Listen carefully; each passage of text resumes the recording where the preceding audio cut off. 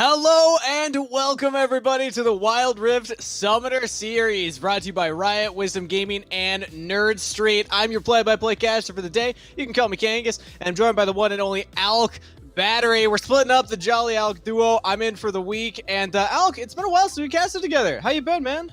It's been good. I gotta say, I missed you, buddy. You know, you were having some fun doing some academy for League. We gotta bring you right back. Yep. It's been a long time. You're here for the first qualifier, and you gotta round us out here. I gotta say, I did miss it. I've missed casting Wild Rift. The game's so exciting, so action-packed, and the storyline behind this event is incredible just because of the history that we're building together as a region. This is North America's chance to get involved in Wild Rift and get competitive early on, and seeing the teams develop has just been incredible. So let's actually catch everybody up on what the event has looked like so far, because right now we are in the third circuit. That's where you find yourself today, the first day of qualifiers. But we've had a path to get here, Alex. So since you've been along the whole journey, catch everybody up to speed. What was happening in the first and second circuits? When we saw the majors, there were just only two teams on everybody's minds. It was Tribe and it was Enemy. They have already qualified for the regional championships. And after the second major, I was really looking forward to this one, because now we're in a situation where a lot of the top dog teams are no longer playing qualifiers. We're not going to see a qualifier where Sentinels are playing, or we're not going to see a qualifier with some of the other teams that have kind of been ruminating around. I'm super excited for when we get into the third circuit today.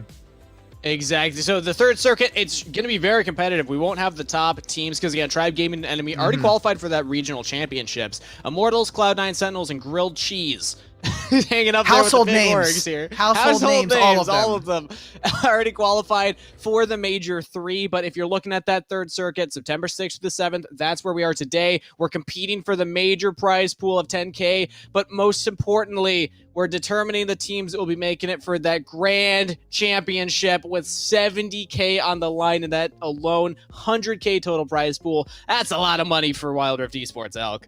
It feels just like it was yesterday, like when we were introing the Summoner series and we were like, wow, 100K introduced to the Wild Rift kind of ecosystem for North America. And since we're already about 20% of the way through all that, it's just super exciting. $20,000 already given away. I'm looking forward to what we get, especially once we get to that regional championships. And again, this amount of money into the scene means that there's a lot of people that have their eyes on this event. Now, we've had orgs signing rosters during the first two qualifiers that I was even a part of, and then throughout the first and the second majors. So depending on how well rosters do today, who knows, with the regionals coming up around the corner here, there's still going to be more and more investment coming into the scene. But let's take a look at the teams that will be competing today out, because again, we've already had a lot of teams qualify for the third major and even some qualify for the regional championship. So we have a smaller pool of teams competing in this day one qualifiers. Top 16, looking at a Group 1, we have 2 buys. So Musketeers and Yon will already be making it through. But talk to me about Groups 2 through 4. Who are you seeing as the heavy favorites still in this tournament? In this tournament, I am looking at Johto is Cuter. Formerly as Apex is Cuter, they have dropped their namesake and said Johto is the one we want to kind of try to play through, and has been a huge favorite, not only amongst fans, bigger fan, either the fans or us on the broadcast, because I know Smax and Rafa, they are in love with Johto. They are huge simps for this guy. Just a fantastic player in what we've seen, and I'm looking forward to them being one of our top 2 teams coming out of this tournament. And obviously, Chili X Midnight being the first seed in their group as well. Threat Level Gaming, a newer addition to the series. Pretty excited to see what they're able to bring. And then Group 4, Team Celestials as the top seed in that group, so they also get a bye.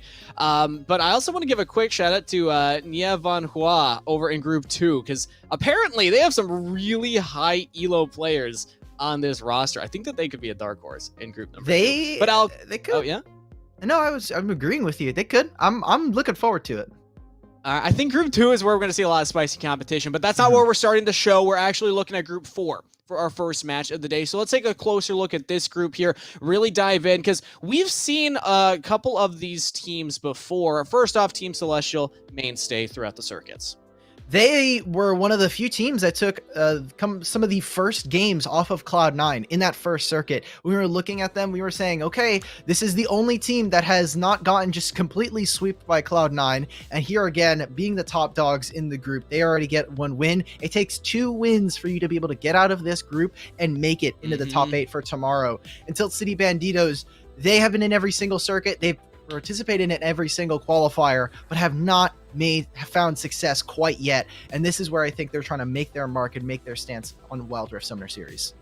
They've had a lot of different looks of the rosters. Today's roster has Turk, Player Omen, DX31 actually kind of last minute subbing in into the mid lane. We might have a mid lane swap throughout the series itself. We'll have to keep our ears open for what the team is saying. And then I Clean Windows and Chicken Lady rounding out the Dragon lane. But like we had said before, they've played a lot of different rosters throughout the last couple of qualifiers. Every single week has been a new roster, and we got to talk to a little bit behind Tilt City Banditos, but before we get into that, I want to just take a look at Crimson Crows, a relatively new team, all things that we've seen. Medvolt, Cuff Alistair, Dirty Dan in the mid lane, and Zert Teasy and Lelvet. Wow, these names are hard. English is difficult. It's the beginning of the show, man.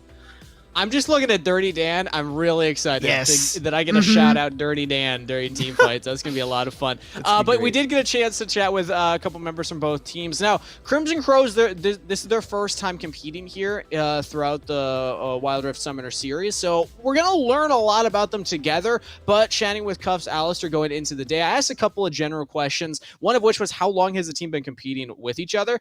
This roster's only been together for under a month. So they're coming in very fresh here. They're going to have a lot to prove. But I also gave the chance of saying, what kind of smack talk do you want to give to the other teams in your group? No smack talk. You just wanted to wish them good luck. Do something. Give us some smack talk, guys. Come on. Well, the funny thing is, we did get some for the Tilt City Banditos, because I did ask Chicken Lady the same question. Okay. For Team Crows, they're about to eat crow, meticulously served to them by the sharp-shooting Banditos of Tilt City. I don't know how useful crows are when their wings are clipped. Pretty good name, since they'll be seeing Crimson on the gray screen when they get wiped.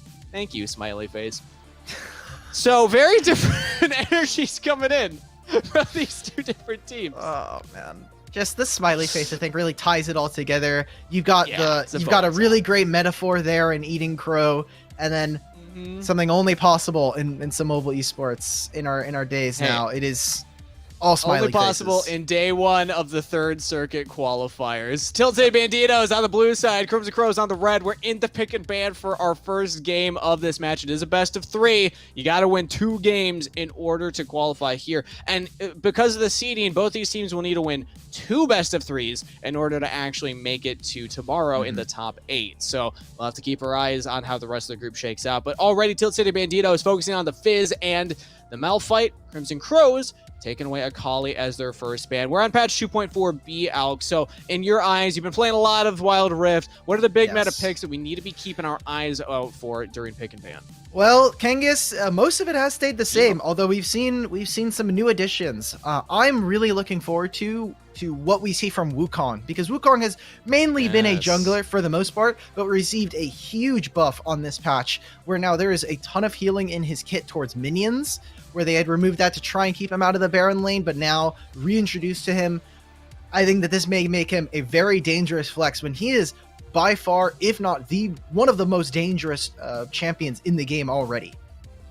Yeah, and because he's not flexible, it means that if you pick him early in the draft, you can hold your cards close to your chest. You don't have to tell your opponent exactly what your composition is going to look like, and it gives you flexibility throughout the draft. It's not banned yet. I think as a blue 1 pick, Tilt City and Banditos could be looking at it. But of course, we also do need to consider champion pool, what these players are comfortable with. So sometimes, even if something's the best meta pick, it isn't picked up by these teams just because it's not in the champ pools. But Fiora, Teemo, Akali, a lot of focus on these solo laners here. And I still do see that Wukong up. Let's see what Tilt City Banditos want to go for, as their final ban was also that Nami. So taking away one of those enchanters from Lolvet. But okay, it's the Neil first. Okay. This is going to be a cool spot. I hope Sam is watching. Smacks, if you're watching, I'm praying that we get a little bit of Thresh, because Thresh received another round of buffs. He got a ton of HP regen and just a slew of quality of life things that I think make this champion so dangerous. But we're going to be seeing them picking up their Baron and Jungle duo very early on to commit to a Rammus already. Now, Tilt City Banditos, it's time, baby. It's time to pick up all these AP champions, make Rammus the saddest little armadillo on Rift. There it is. True, I mean, Yeah, they get the Katarina, so that's some AP, and also Camille with a little bit of that true damage. They could theoretically build a comp to counter this Rammus, but still, even when I look at that Katarina, one of the biggest issues is if the enemy team has CC. Rammus packs a decent amount of CC, Darius as well, and here we go. They also go with the Diana and the Jinx. Interesting kind of identity being drafted here by Crimson Crows.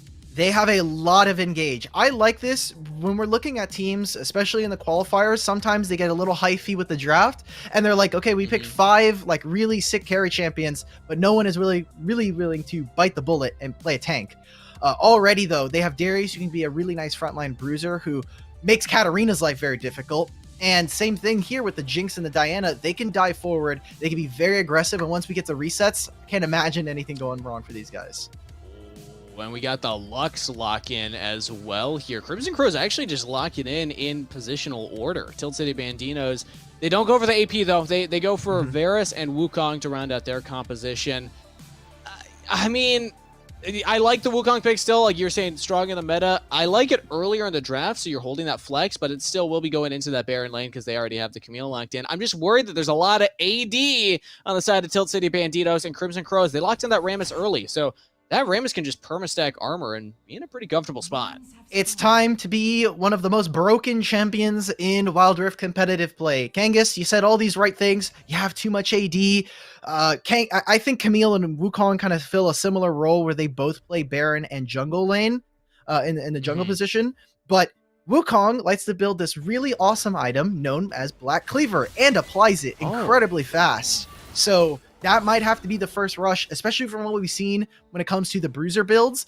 It is all focused around getting your stone plate and getting Sterix, because at that point, once you proc either of those shields, you basically have a full second health bar that the enemy team can't get through.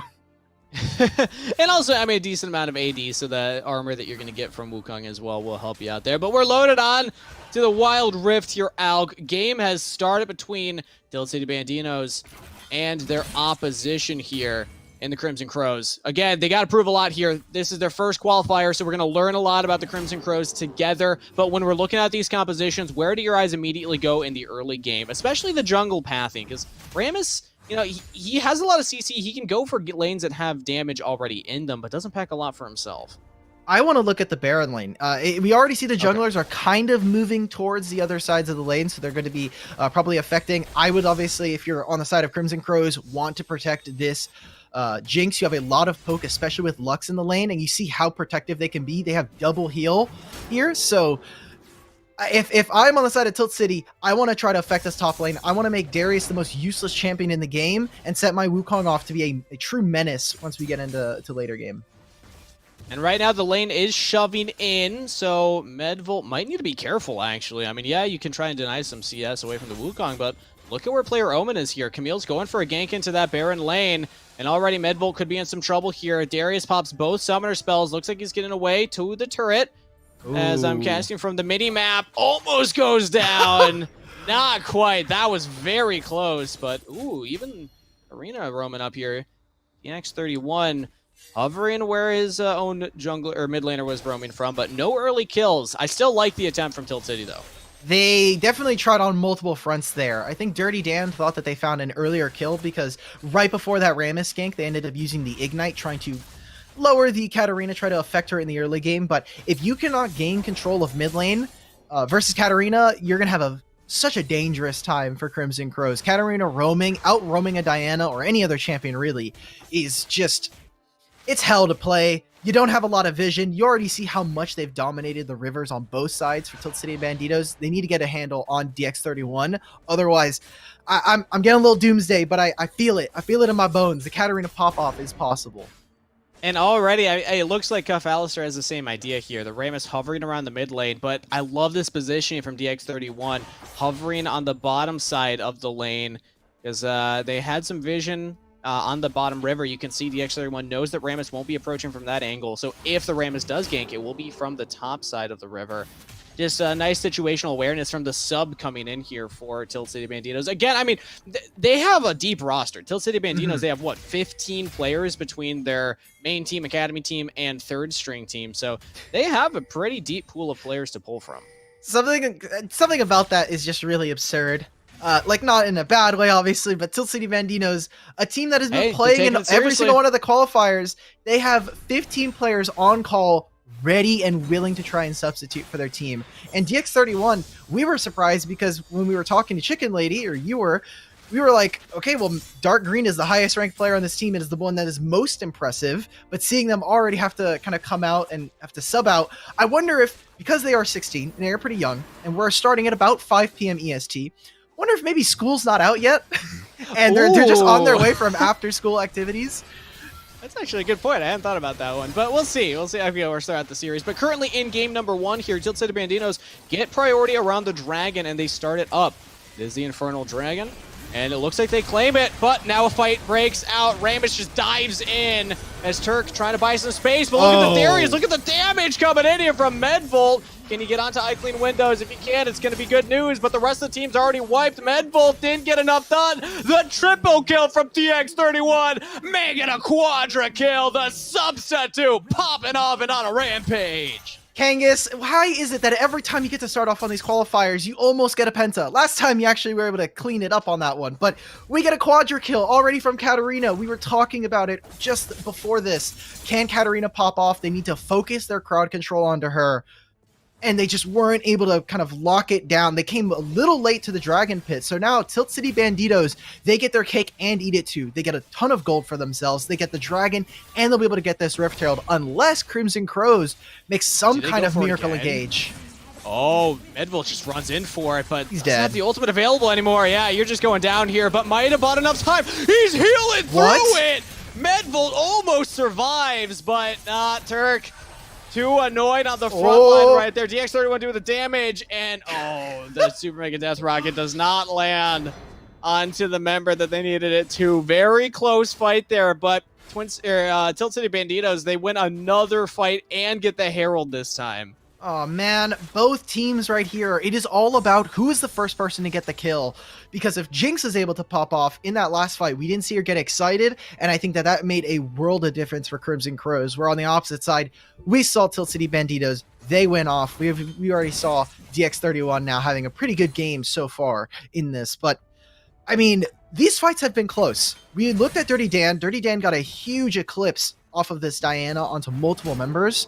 But now we're in this really awkward situation where if at any point Katarina's off the map, you have to play next to your turret. And you see it already. Yep. Their bot lane is like, we can't do anything. The Dragon lane from Crimson Crows is scared.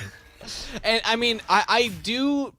you might be confused why Crimson Crows went for the second fight on the Herald, but I actually like it in hindsight because we didn't see DX31 reset yet. So Katarina hadn't spent the gold from that quadra kill. So they're thinking, okay, well, let's try and fight them now before the Katarina gets items. But now she that can't DX31 1v9 has me items, again, can she? I don't think that Crimson Crows can really fight at any point now. I mean, they're 6,500 gold in the hole. Maybe they just wait for the Jinx scaling and hope for a big combo with like a Diana and a Ramus engage at some point. But like, look what DX31 can do. Dirty Dan is gonna have such a rough time dealing with this Katarina. Oh, I always forget that Super Mega Death Rocket is really, really fast, as most projectiles are in this game. If you miss them, it's huge. Oh, well. Oh, no. Yeah, all right. Dirty Dan just dies. Gets the Moonfall off first, so maybe DX31 goes down, but no. Player Roman roams in. Cut Valister in a lot of trouble, and a double kill to DX31. All right, so like you were saying, this game is looking a little doomed. A little doomed here for the side of Crimson Crows. I was looking forward to see what we were going to get from the first item of spikes, because obviously Katarina's just, she's in another game right now. Everybody else is playing a different game from Katarina, but if they could all get first items, if we could see a team fight where everybody except maybe the mid lane matchup was about even, I would have thought, okay, they focus the crowd control onto her, and that is basically the entire lead gone for Tilt City Banditos. But now they're making it a whole other issue, where Camille's now sitting in mid lane. They're getting more and more kills. And Dirty Dan. Said again. Yeah, that's what happens. Player Omen's just not even letting DX31 have a solo lane. Just constantly ganking here in perfect timing because the Dragon's spawning. They drop the Herald. Wow. The Crimson Crows, they're getting their first taste of the Tilt City Banditos, everybody. They've competed in every qualifier, have yet to qualify through the majors. But hey, I mean, they are still one of the top teams, and they're putting on a showing right now. Dude, I don't know what Tilt City Banditos have been doing, but they are, I mean, they're looking hot right now because they're making really sick plays. And this might just be mid-difference, They're but... even catching Dirty Dan yet again. Goodbye. No! Dirty Dan! That's not how I thought I would be saying your name in this cast, but unfortunately, goes down yet again. It's so difficult with all the damage on the composition. Oh. Whoa! All right. And I guess Lil Velt also goes down. DX31. Right. Oh, No. Zerdexy. No! The poor cheeks alone under the turret as Cuff and Midvolt say, okay, maybe we can do something now. But with no damage backing you up, yeah, these turrets are going to go down. So, Kangas, I already see an adaptation coming in for Game 2. I have a slight prediction. Okay. I don't think we'll see Hit me with Katarina it. Game 2. I don't think we'll see Shocking. Katarina Game 2. I know. How very, could you possibly very, know? That could just be, I'm scrying into the future, and that was the first thing that I saw. Katarina with a big, kind of just grayscaled icon out of the game. Also, I could imagine. we need to also think of what does Tilt City Banditos actually look like with their main roster that they substituted in, right? So DX31 is having a fantastic game, but it is only a game 1 substitute from what we know. So maybe if this game is fast enough, maybe DX31 just gets another game through and we get to see what this looks like without a stomp. But Dark Green is on the bus yeah. coming home like, no, guys, please, stop, don't he's end just the game watching too on, they're soon. watching on their phone. They're watching on their phone and they're like, oh, this is free. I'm not going to get a play. Oh, this is free. I'm not going to play today.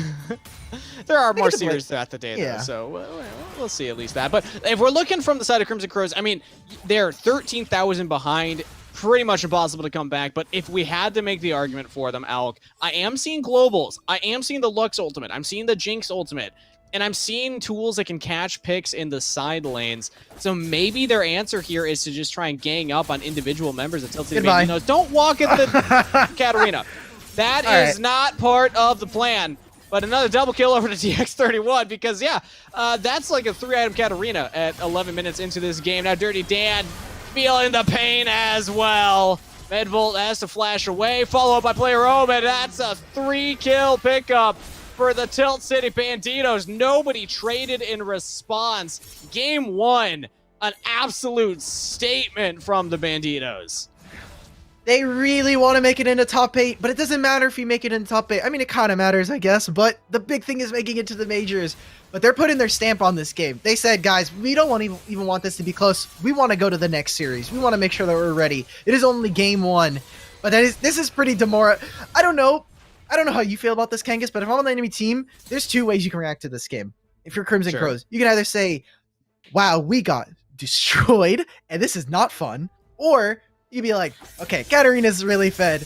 Let's just see how fast she can kill some of our members. Like, you could just laugh at the absurdity of it all.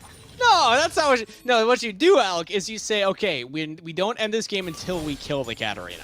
That is our mission. I don't think they have a this choice statement anymore. forward. They don't get a choice anymore as to whether or not they get to kill Katarina. Hey, like I said, there's the Lux ult, there's a Jinx ult, and they got the Rammus Diana. This is what you do. Dirty Dan, cuff Alistair, find the Katarina alone in a lane, have Lux and Jinx ready to go for it, and look at this. The X31 is alone in the mid lane right now, but Turk is right behind her as I say that. So there are a couple members nearby. You got to blow her up quick. Otherwise, that stasis, the enchantment will come out here. The X31 posturing on the knife's edge of danger right here. But yeah, okay. Crimson Crows don't want to pull the trigger. We are entering into the North American ARAM, or NARAM for short. We are all sitting mid to try and protect away from Katarina. And Darius, Medvolt, I'm glad everybody pinged you away from it, because that was certain death if you were to walk in any further into that river. They're going to get 3 Drakes to their name. I don't think we're going to see a soul. I don't think we're going to see an Elder Soul. Oh, Flash? Okay. All right. Lux in some trouble. It does get out. Has to flash and heal, though. Medvolt taking a lot of damage there. As the Guardian Angel almost going down. DX31 with the massive damage under the turret. Killing spree for Eye Clean Windows as well. And the Tilt City Banditos with the Baron buff, they can keep pushing for more. Zerdazy has to back off. Dirty Dan in trouble here under that turret. The inhibitor turret goes down, and Dirty Dan will follow. Medvelt as well. That will be game 1. She died! The Nexus is focused. They got another kill. Let's go, Crimson Crows. off the back end, but still a dominating win from Tilt City Banditos. No matter what roster they have in, they've always looked impressive, but this was something else. Kangas, I guess you're the real future seer here. You said they're not going to end the game until Katarina gets killed. And they did exactly that. Katarina died on the Nexus, and the game ended. So I guess you're just better. You're a better prophet than I am. We don't need. This is a 20-2 game. We see the screen here. Let's just see the MVP. Wow. Like, yeah. I mean, there is as much gold on Katarina as there is time in the game. So that is cool. A crazy stat, actually. Wow.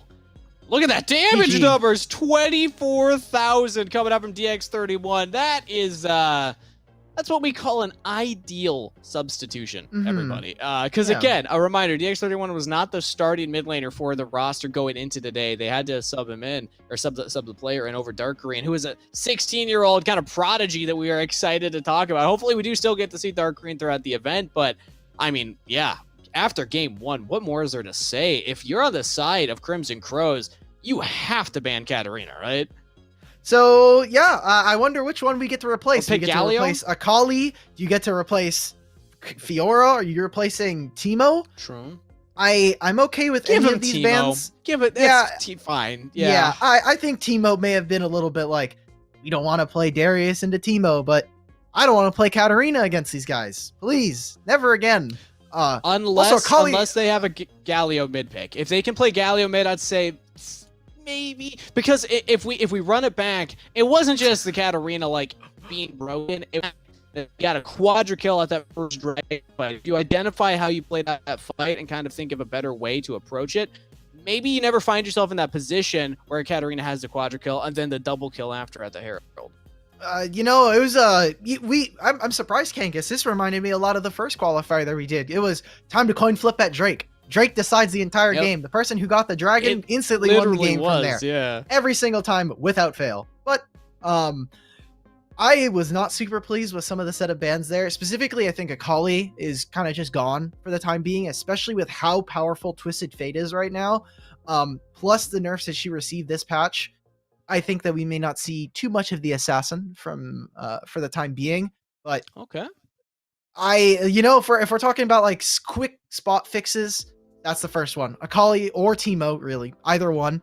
Switch it out for this Katarina, because I don't think Galio can save you from, like, it'll be like a stopgap measure. He puts, like, you know, when you have like the wall and it's all flooding in, you put one finger and it's just like more water's coming at you. Like, another hole opens up over here. You're like, all right, now we gotta plug that one. Now we gotta get our feet involved. Yeah. It's that you gotta be able to fix these, and I think Katarina is the first one there. The problem with that game, Kangas, is Katarina destroyed mid lane so fast and won that game for them so quickly. It's really difficult, just from eye test and kind of seeing what else they did, to really get a feel for how good Crimson Crows could be. I got one for Crimson Crows. Another thing is, do not let that game one affect your willingness to fight in game two. Because if you boil it down, again, that dragon fight just went poorly for them. They didn't have proper position. Katarina got the resets and was popping off in the fight. If you just save your CC for Katarina, focused on DX31 at the start of that, I'd have to get a replay and look back at the fight to really break down everything and all their options. But just Katarina not getting a quadra kill there, the game's in a very different state and it plays out very differently from that point forward. So don't be discouraged. Just make sure that you reset the mental, show up for game two, and be willing to fight again. Especially now, because you think there's already someone sitting with a first seed in this, in all of the groups. Team Celestials are waiting to see who the winners of this match is. You're going to have some time, even after this game, to really think, like, what's happening, because you're gonna have to see, we'll see Tilt City Banditos or Crimson Crows, depending on whoever wins, go up against Team Celestials, and you kind of need to ride a momentum train all the way through all of these matches. I think that is the biggest thing when we're looking at qualifiers, is the momentum of playing throughout the day. A lot of it is very tiring. It can be very taxing to play upwards of like 6 hours of a bunch of matches, and that right there is going to be key for success for these teams. If you're the first seed, you need to win 3 best of 3s in order to make it to the finals and then qualify already for the third major. If you're not the first seed, like Tilt City Banditos or Crimson Crows, you need to win 4 best of 3s in order to make that. So Tilt City Bandito's already starting off pretty strong here. All they need to do is win this one, and then if they can win again against Team Celestials or the rematch against Crimson Crows later on in the group, they're at least making it to the top 8. But we're in the pick and bans for game number 2 here. Tilt City Bandito still on the blue side, Crimson Crows still on the red. Let's see what adaptations there are, and right off the bat, Katarina ban. All right, we got a Makes game. sense. I think right now, if we could tell producers, you just reset the game score. That game didn't count. Like that game didn't even. Yes. Yeah, exactly. We'll just wipe that away. 0-0. We'll say Tilt City Banditos. That was a scrim. That was just a test if all of the overlays for the show were working. They did. Thank you, production. But I mean, that was still part of the tech rehearsal, right? Yeah. Yeah, we're doing tech unfortunately rehearsal, for actually. Crimson Crows, that one does count, but they have a chance to clap back because, of course, best of 3. This is the correct adaptation, but they're keeping the Teemo ban. Interesting to note there. Tilt City Banditos, they still confident with their bans because they banned the Nami and the Malphite in game number 1 as well. I'm trying to remember what their third ban was. Ezreal. I believe it was an Ezreal ban. It's Fizz. It's Fizz first pick. It was Fizz first, Malphite, then Nami. That's what it was. Oh. Where did they get the Ezreal from? Maybe that was actually the tech rehearsal by Crimson Yeah. Crows. They still ban away the Fiora. So Akali is the thing that's left up if Tilt City Banditos won it compared to what was banned away last time. But they liked some Camille early, and I think the player Omen played it pretty well. So, I mean, you might as well just go for it again. Yeah, why not? Mm-hmm. They have some options here now for Crimson Crows. Are they going to then kind of keep the same draft? I think on paper, that draft, we've seen permutations of that where you have like some kind of AP mid with Diana. They actually are going to go for a Pantheon, which is still flexible. We've seen it in support role. We've seen it in the Baron lane. We've seen a little bit in the jungle, but I'm so happy We've seen it in the mid lane champion. even. Like, Yeah, you exactly. can really play it anywhere. It's everywhere, and I love it because honestly, it's one of the few things from Europe that I've been super jealous that we haven't seen a lot of is more carry Baron laners like Pantheon in the game. And more global ultimates to get you around the map. We got TF, we got Galio, we got Pantheon. We haven't seen a lot of focus on those yet in this series, but Pantheon, I like the addition of that. Ari Ashe. Now, is this going to be the Dragon Lane duo? I honestly maybe assume so. Oh, no, they're just picking in order again. Crimson Crows go Ari in the mid lane. Kangas. Yeah. Hey, wait a minute. Wait, I didn't even notice. Oh, Where's Max and J4. Rafa? Where's Max and Rafa? I don't even care about the draft. Look at the draft on your screen, everybody. Our names are Max and Rafa. We'll get production. Yeah, I just noticed it. It's fine. I was yeah. We're moving up that in the is world. an upgrade. Yeah. I just was going to start, espousing my deep-seated hatred for Ari in this game. This champion in the majors and in the qualifiers every single time has been the biggest do-nothing champion that I've seen. Just she is a generalist champion, and that is what is really painstaking for her because she just doesn't do a lot, and she doesn't do anything in particularly very well compared to some other champions in the game. And matched up against a J4, this will be very interesting. So first off the bat, we have our answer. DX31 is still playing in game number 2 here. I was too fast. If they win, that will be, it was too fast of a game 1. If they win, that could be a full series swap here. But the matchup is fascinating for me to think about here because Ari has the range advantage theoretically, but I mean, we see right now DX31 using abilities and trading more aggressively and actually winning out on these trades over Dirty Dan. This is the biggest cheese champion I've ever seen because Jarvan in solo lanes, at least when we're looking at League of Legends or in PC, is much more of the same thing that we're seeing here, where you're just a poke champion. Your third ability, the Jarvan standard, is basically what makes it. You can poke at the enemy champions from really long range. Cuff. The charm lands. Goodbye. The setup's there. Oh, but the flash away. Flash to re-engage now, plus the top follow-up. DX31 might have the health bar to get out, but the ignite goes down. One more auto. The orb. And first blood for Dirty Dan. Okay, no more cheating, no more weird champion picks. DX31 gets it shut down in their face, as right now Baron Lane is the action. We're continuing to fight, Kangas. Look at this. The junglers find each other. Player Omen, Cuff Alistair duking it out, but look at Turk roaming first from the Baron Lane. Medvolt a little slow. Dirty Dan roams up from mid though. The flash dodge of Player Omen gets away from the charm. And Turk walks back through the Baron Lane. Nicely done by Tilt City Banditos, picking up a kill on the enemy jungler.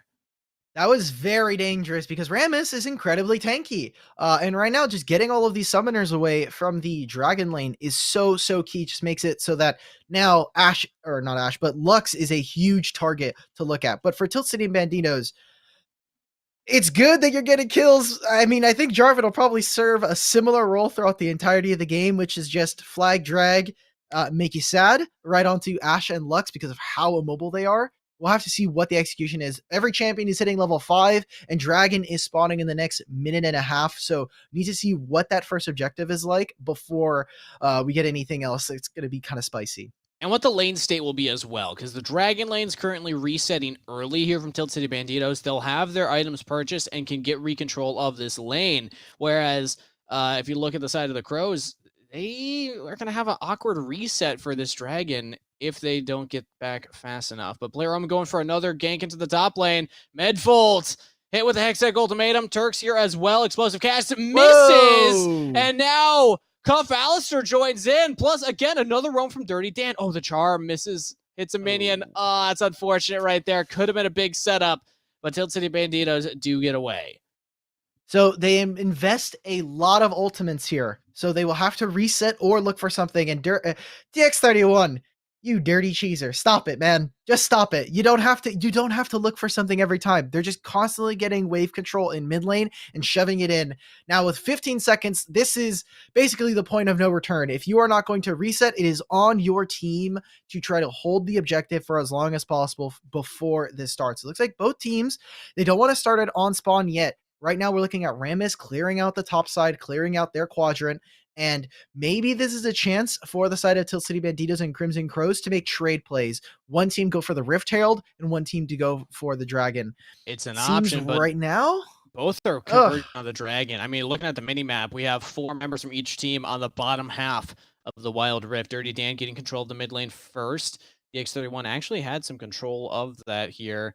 I think Charm was about to go out in the mid lane, so maybe some trading to DX31 takes some damage, but Dragon already started up right now by Tilt City Banditos, and the Crows are scared. They don't want to throw the game at the first Dragon 2 games in a row in this series, but Turcos for the engage, Chains of Corruption follow-up from Windows, and the tank is down! Cuff Alistair focused down by everybody, and now that leaves the squishies open for a double kill to DX31. And Turk doesn't quite find the engage onto the Dragon laners, but yet again, Dragon secured and the fight won by Tilt City Banditos. that is a massive victory for them. I think that just basically almost cements the game at this point. I know it's really early on, but there's just so many different things that I was not the biggest fan of from the side of Crimson Crows. The Dragon lane had not yet reset, so we're still sitting on one item. Oh, they're making this play. Even more. But Alistair joins, or rather Pantheon joins in. Alistair's here too, but 30 Dan, can you save your jungler? The tanky Ram is not tanky enough. Meanwhile, Chicken Lady still alive through the Unbreakable. Tilt City Banditos do the exact same play 2 games in a row. Get the Dragon, win the fight, rotate up for Herald, and yet again, they are rewarded for it. My results-based analysis, it's working. Ahri is getting outgamed by a Jarvan mid lane. This is great. This just fits the narrative. Casters, everybody hates it when they're just so fixated on it, but Jarvan is literally getting way more done. Ahri has an Infinity Orb, so this means that she's more of an assassin, especially now with Electrocute and the Ignite that's already gone, but even that's not being utilized. We haven't seen too many kills other than that first early game kill. We haven't seen much from the Ahri, and every single roam has not been as effective from what we've seen from Tilt City Banditos.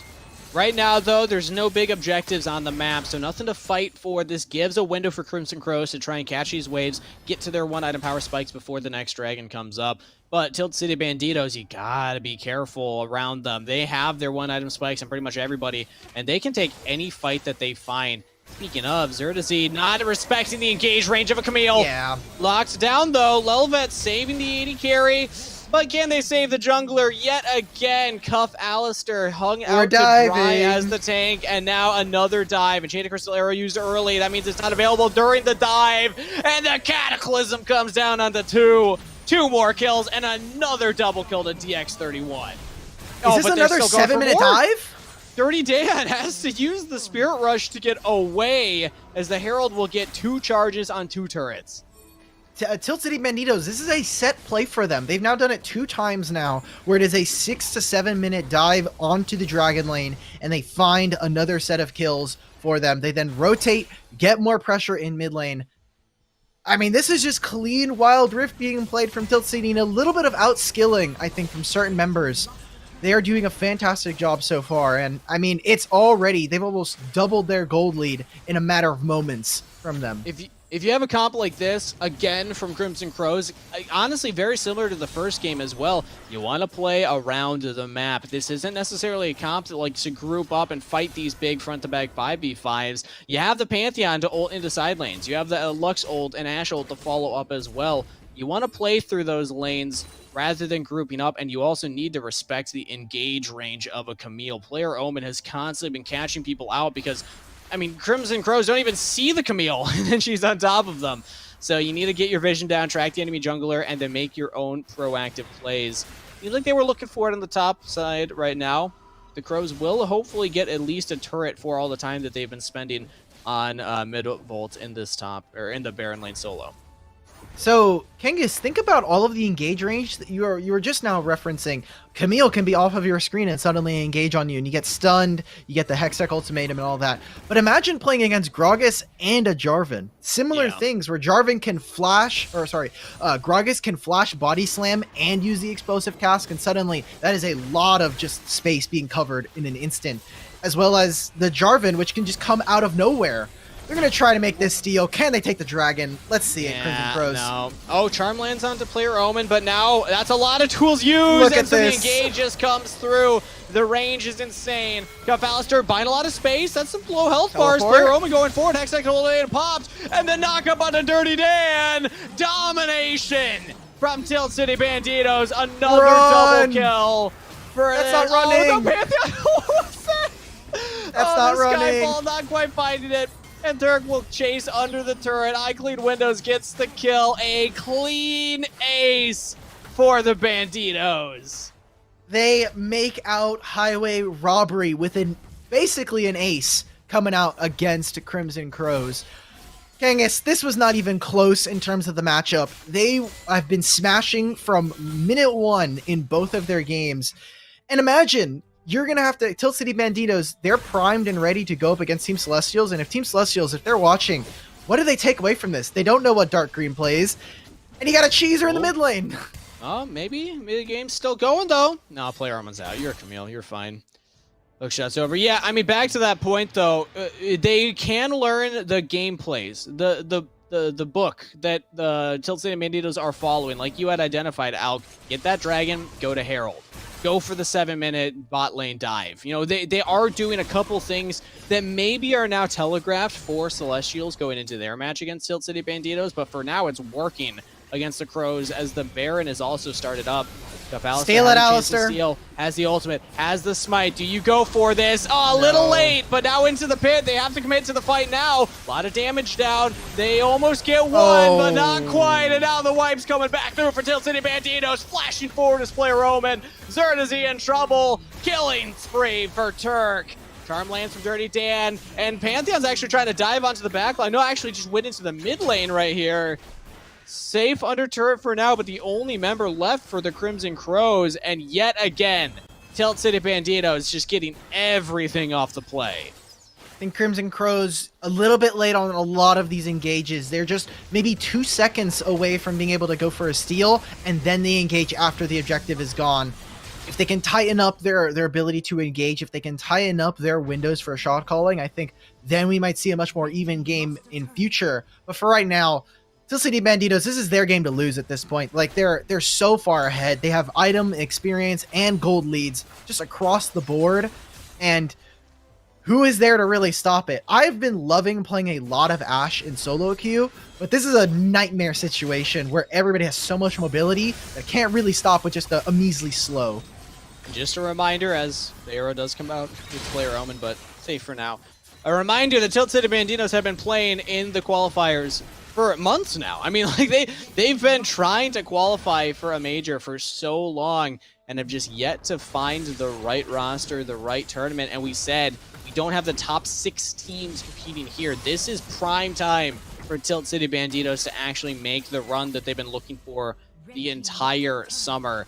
They just have to close out this game to start it. 6 turrets taken down, Baron's up, and they're focusing on these inhibitor turrets next. I think the Crows are going to have to go for one last-ditch effort to defend at their Nexus, but they're even dying under their inhibitor turrets. The top inhibitor turret goes down. There's a fight down here, and yet again, the tanky front line, Cuff Alistair, cannot tank long enough. That's going to be Supers pushing top and Supers pushing bot. Good luck. Good luck right now from Crimson Crows. I think they get one more fight. But you already see that Tilt City Banditos, they don't want to necessarily dive under Nexus. They recognize that, but I think we're going to probably get a copy of the scoreline. For everybody at home, the last game ended at 13-24. It was 20-2. Now, we are encroaching upon that time very quickly, but I think we might... The only thing similar from last game is the goal lead and the kill spread.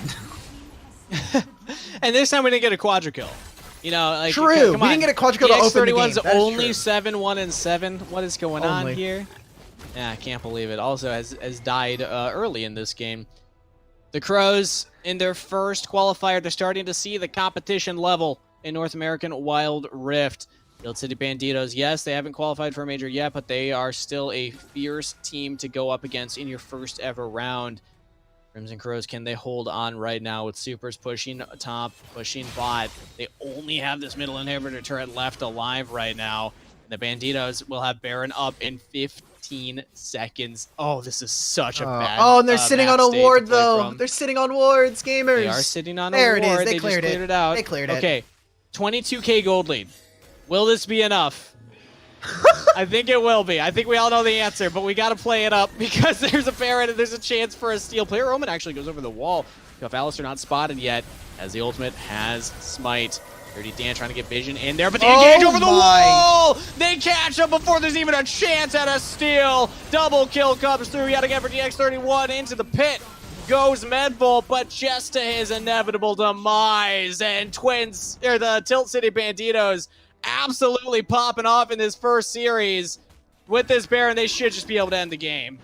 They're going to put themselves 2-0, and they're going to take their first win here on day one of the qualifiers in the third circuit. It is so important for them to try and find wins and again make top 8, but it's more important for them to make it into the major. We're going to see the last couple base defenses here, but Crimson Crows... Nexus. Oh, can they get a couple more kills? They get one more to close it out. Congratulations, Tilt City Banditos. Swift 2-0 victory over the Crimson Crows in their first ever competitive match. Thanks, Crimson Crows, for coming in. Welcome to Wild Rift Competitive, everybody. A wake-up call as Tilt City Banditos are a terrifying team here in this group. They had a bigger gold lead in this game at the end than they did last game. So, Tilt City Banditos only making improvements. Fantastic job. Instead of 15,000, it's 19,000, almost 20. Yeah. I mean, what else is there to say? Also, the fact that DX31 got another MVP, really impressive stuff. This is kind of the some of the mid lane bruiser stuff that I've been waiting for, not only with kind of just the unique champion pool, but going for Locket, going for Sterix, and getting your stone plate is so difficult to kill these champions with just a secondary health bar. So you're going to see it abused here a little bit more, and good luck to Team Celestials because you get to play basically mostly standard, and you have to worry, what is mid lane going to pick? What champion's going in there? The mid lane matchup is going to be really interesting to kind of hear about. We won't get to watch that match, unfortunately, but we'll see the results of it because Tilt City Banditos do have roster swaps that they can utilize, but Celestials have the playbook of Tilt City Banditos. They saw exactly how they dismantled the Crows here. So with that insight, I mean, this was a streamed game. If they are smart, they were watching this series, so they should go in with a little bit of information here. So I mean, we'll see. We'll see what happens throughout that because yes, of course, the seeding went over to the side of Celestials. They are a very strong team in their own right, but Tilt City Banditos have been right on the precipice of greatness the entire summer, and I think that based on what they just showed us, there's a chance that they actually bring it to it. But our next group that we'll be taking a look at will actually, or the next scheduled series will be Chili X Midnight from Group C going up against whoever wins between Dino Nuggets and Threat Level Gaming.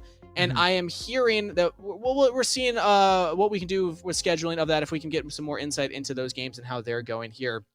But based on the event so far, Alk, I mean, we knew that the competition, or we expected the competition would be closer, because again, the top 6 teams have already qualified, or top 4 teams have qualified for the majors, 2 have already gotten into the regional finals. But I mean, this was pretty one-sided. So what do we think about Tilt City Banditos? Are they making the run? Is this finally the week that they can make it? I need to see them play a more even game, because that game was good, and I think that they had some similar hiccups, but against some of the other teams, I want to see how they can match up against, say, Jotu is Cuter, Musketeers, formerly known as Free Agents, which we didn't get to cover, Yon, sitting in Group A, who have already qualified for the second day. I need to see them go up against them, and then I might start buying some hype train tickets for these guys. So, okay. And I will say, Group D, at least looking from the other groups, was not the group that I was like, hey, this might be the most competitive one.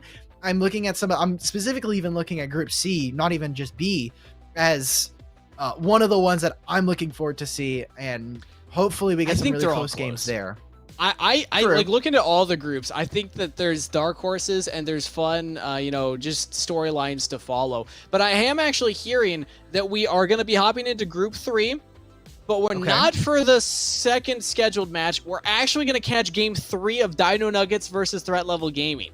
So apparently they're going to Game 3, and we're just scheduled perfectly so we can actually check that out. So we're waiting for them to get into their lobby. We'll send it to a short break while we wait for that to happen. But we will have Dino Nuggets versus Threat Level Gaming coming up right after this.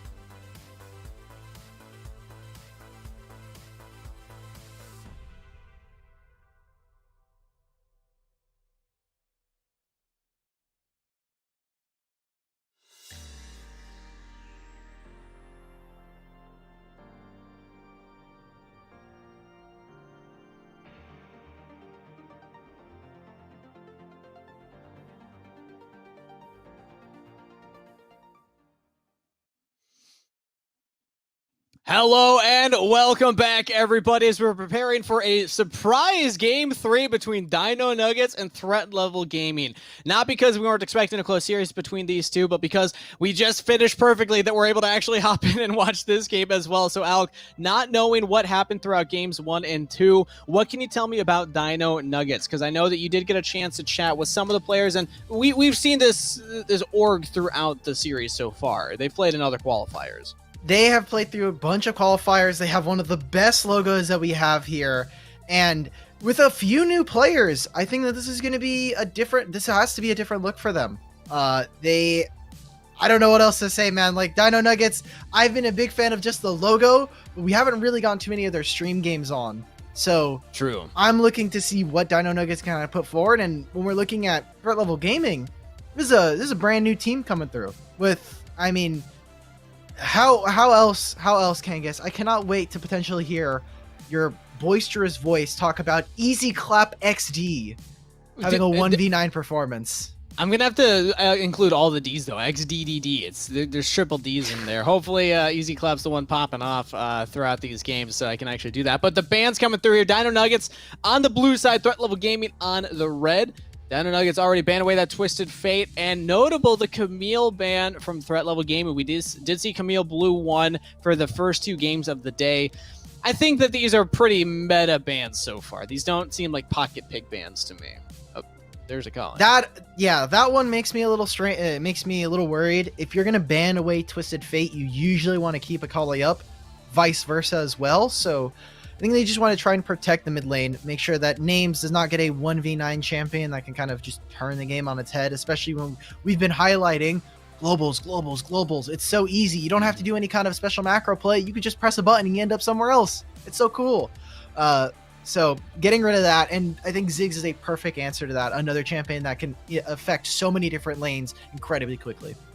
And again, knowing that this is Game 3, I would not be surprised if some of these were bans in response to what had happened in the previous games, too. So yes, we're going to see these players have their champ pools stretched to the limit here, because already a lot of focus on the mid lane.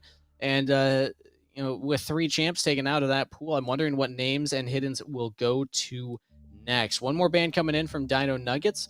Let's see what they decide to lock in here. Xayah, interesting choice. Ooh. Okay.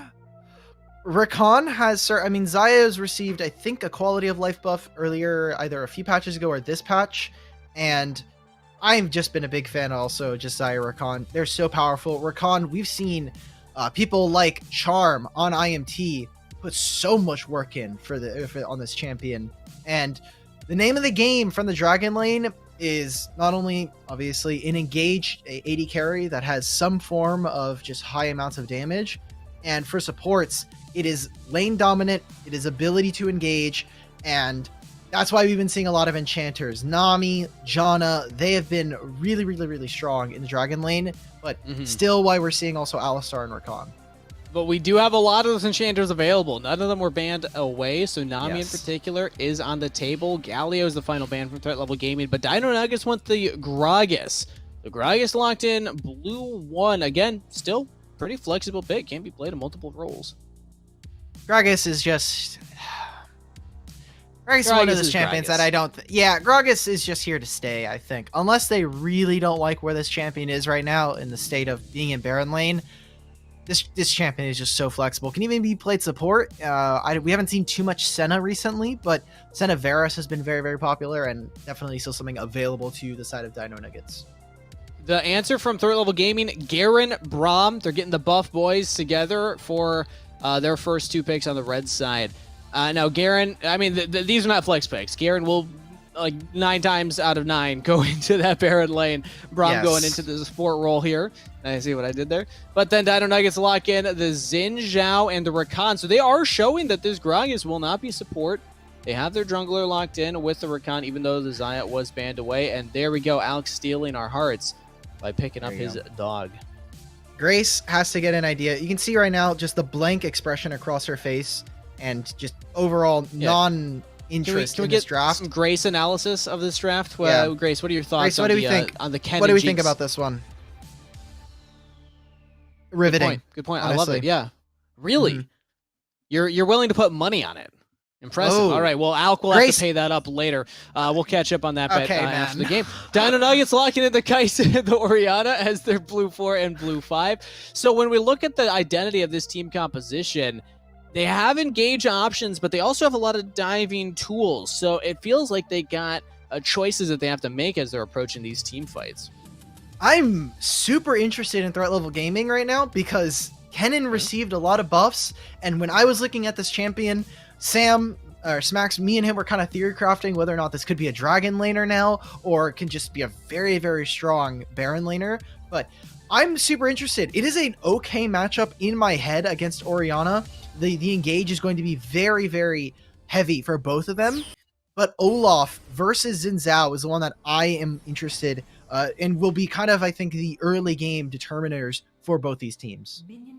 Mid lane matchup with the jungle matchup affecting them as well. We'll keep our eyes on those as already names just runs right into multiple members of Dino Nuggets. Gets out, doesn't have to burn a summoner. Actually, no, it does burn a summoner spot. Yeah. Barrier down. Okay, so summoner advantage already for Dino Nuggets plus the health bar.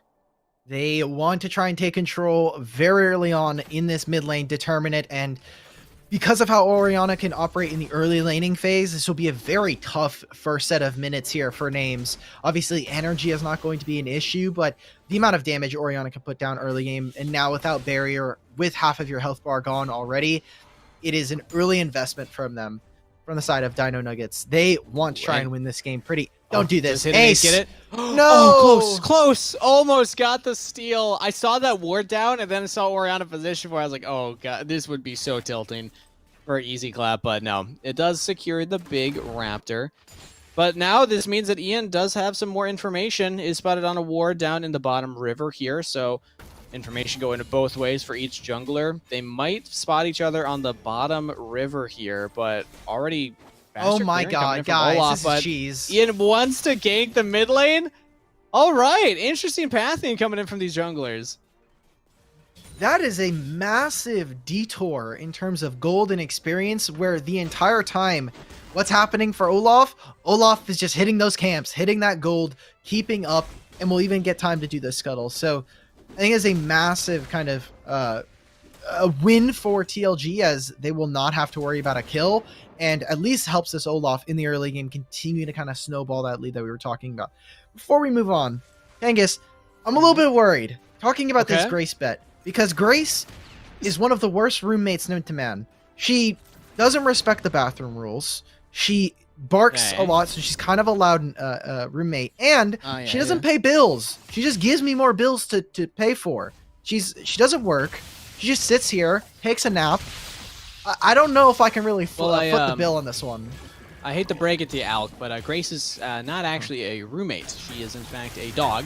And I believe that is called a pet. So it's kind of what she signed up for. I don't know what else to tell you, but predictions still stand. So we'll see. We'll see. And that was a good, cool grand that she put on, Dino Nuggets right there. So. Grace?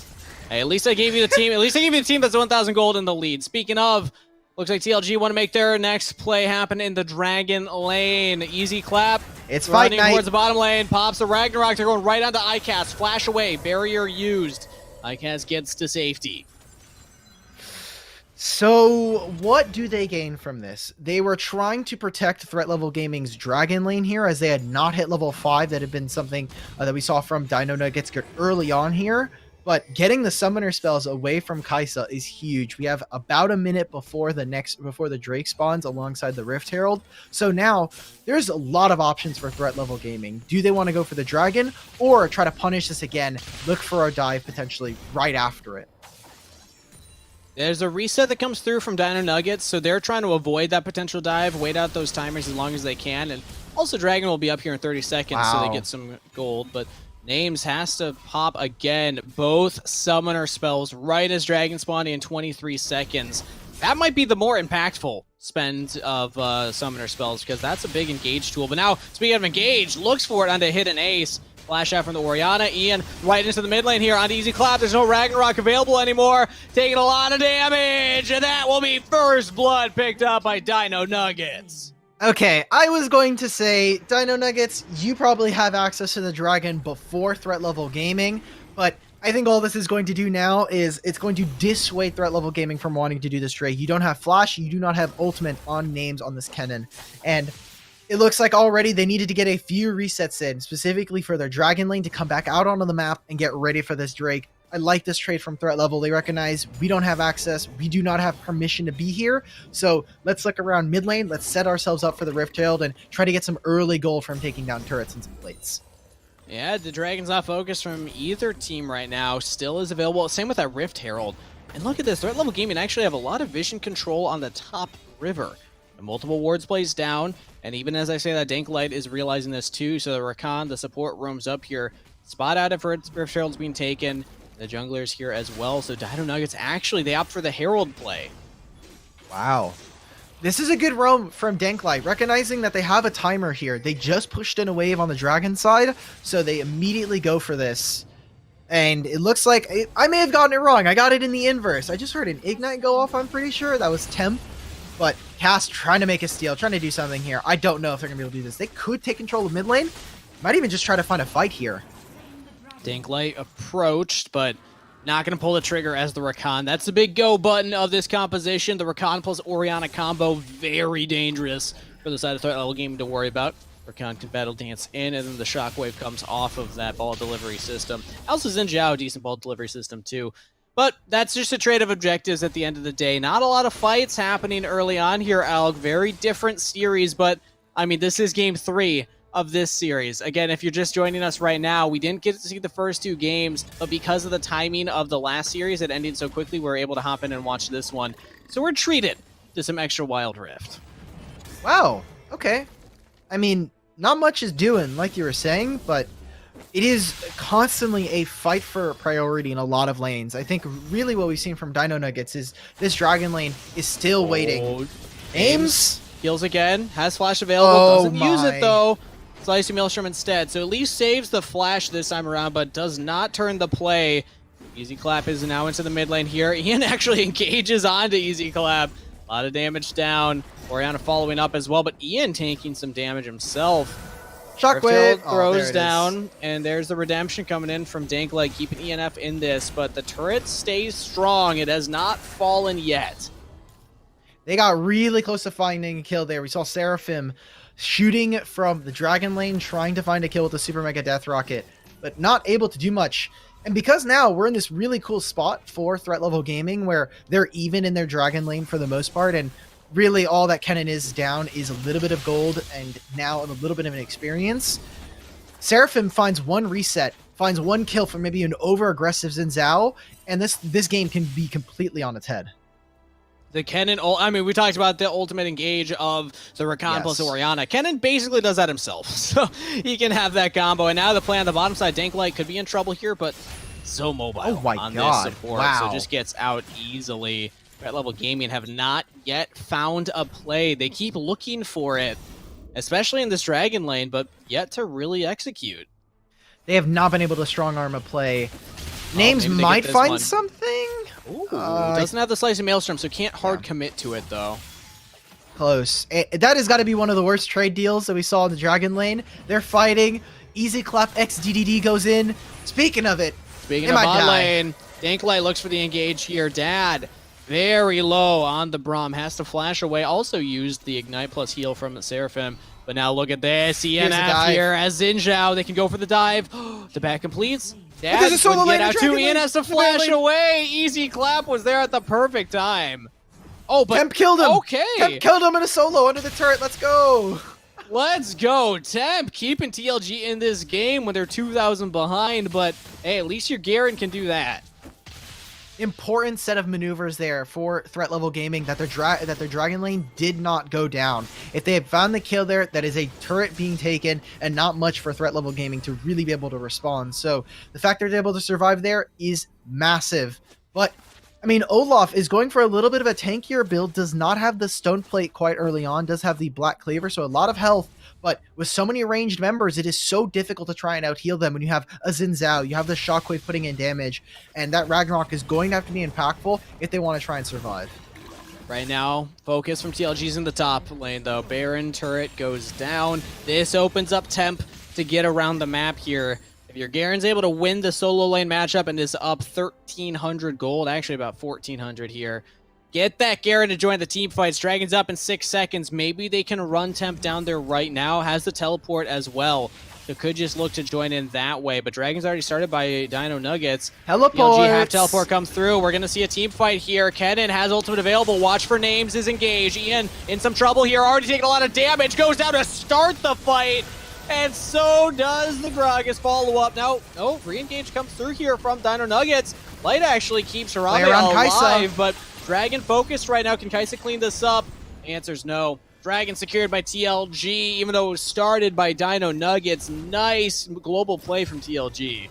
Super key ultimates were missed there from Dino Nuggets. The ultimate from Hidden Ace only really lands onto Braum, which is obviously not where you want to go from this. So in a small bit of play, TLG, they get the top lane turret in the Baron lane and the tier 1, and they get the Dragon for themselves. So getting an early Drake stack is always super nice for them. And I mean, they've got to be feeling how close this game is. It is only about 1,000 gold, but for Dino Nuggets, they don't scale particularly as well as someone like a TLG, where Kennen is going to continue to build ability power and will one-shot your backline. Same thing with, as soon as they get the kills, it's all Jinx, baby, after that. So need to kind of make sure that they're staying on top of it, and the Rakan engage needs to be on point. I mean, again, I just want to remind everybody, Threat Level Gaming, this is our first time seeing them in this event. Very impressive that they're bringing this level of competition to Dino Nuggets. And don't let the name fool you. They are not fossils. They are looking to fight right now as they catch out that in the bottom jungle. Not killing him, though. Braum's tanky enough. LG absorb the blows. Stay alive for right now. But like I was saying, impressive performance here on match point, going up against Dino Nuggets and making them work for it. This is definitely the close. This is obviously the closest game we've had. Temp, I don't know about this one. All right, going up against Kaisa. He gets to walk it out. I think he's fine, actually. Yeah, Ian's here, but I'd like dive a Garen. Good luck.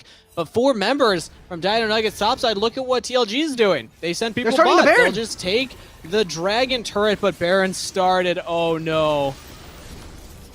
No, guys. Okay, seal it with a Super Mega Death Rocket, maybe? Nope, not happening.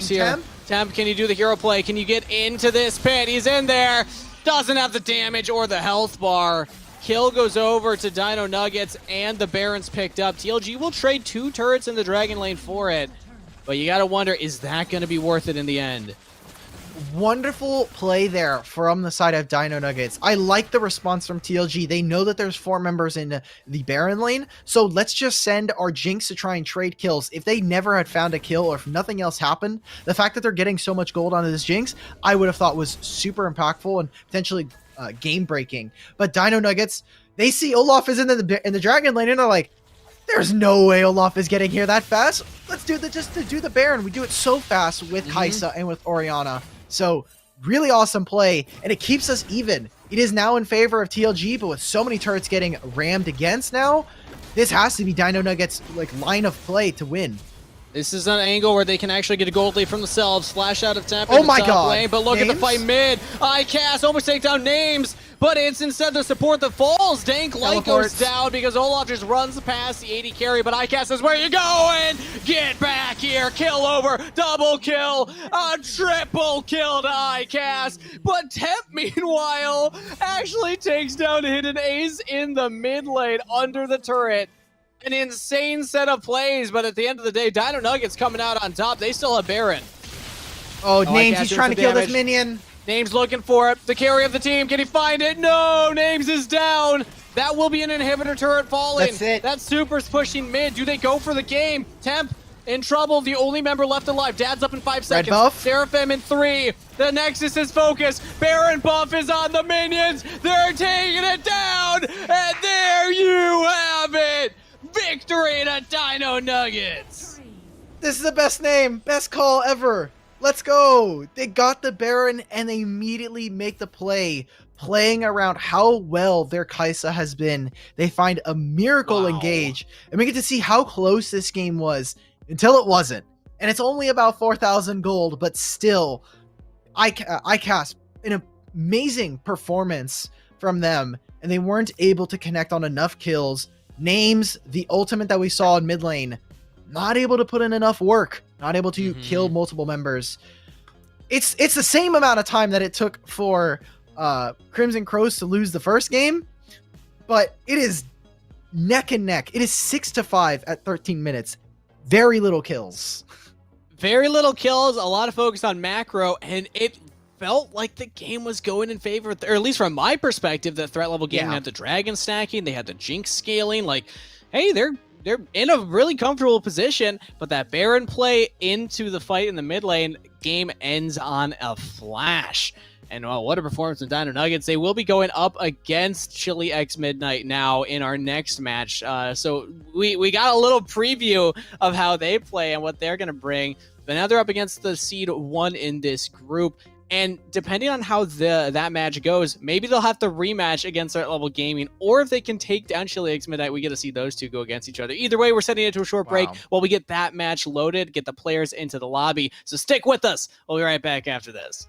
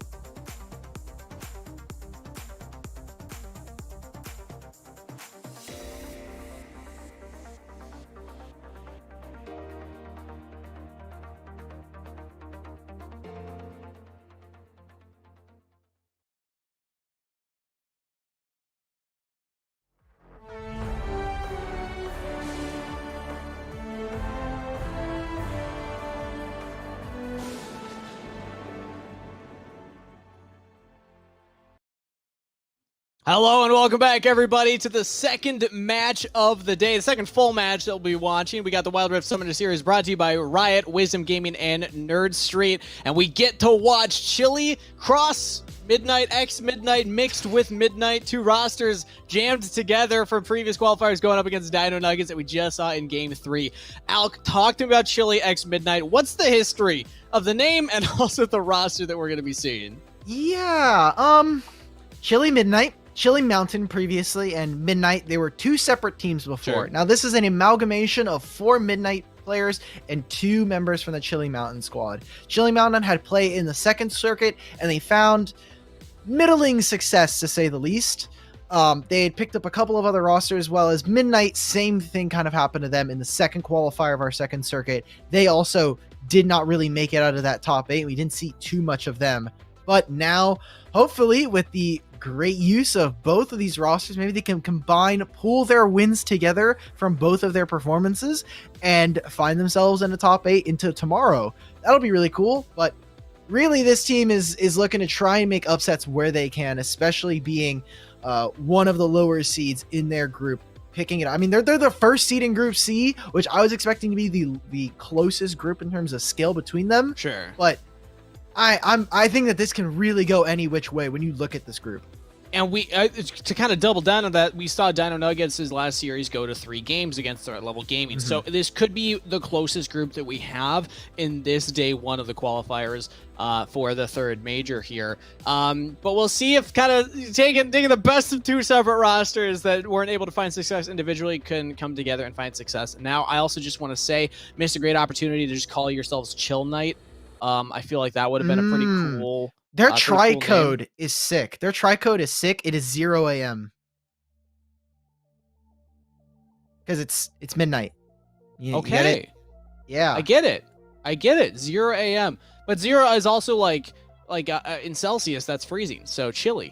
Yeah, there we go. I like it. See. Maybe there's layers. I'm a good levels. Dude, I know. I thought you, as a Minnesota boy, would have really liked the fact that we're both American. We're only using freedom units. We're only using Fahrenheit. To be fair, I am Minnesotan, so 0 Fahrenheit is also considered chilly for us. Okay. I don't know why you said Celsius. Celsius is it just doesn't work, man. Well, regardless, they are called Chili X Midnight, and they are on the blue side for this series. Best of 3 ahead of us. Chili Midnight. Because they're the first seed, they only need to win this series, and they're already qualified for tomorrow's top 8. Whereas Dino Nuggets, they need, or I guess Dino Nuggets, they already won their first best of 3. So if they win this one too, they've already auto-qualified for tomorrow's matches as well. So this is a pretty impactful match, actually, for both of these teams. Let's see what they're able to bring us. Already, Chili Midnight banning away Camille. Interesting on the blue side, because we have seen Camille be blue won for all 3 games that we've actually watched so far. It is pretty dangerous. Champion is just way too flexible, offers a lot of different... She's just so fluid in how she wants to be able to operate in the game, right? She can be a team fighter. She can be a split pusher. She can basically do it all.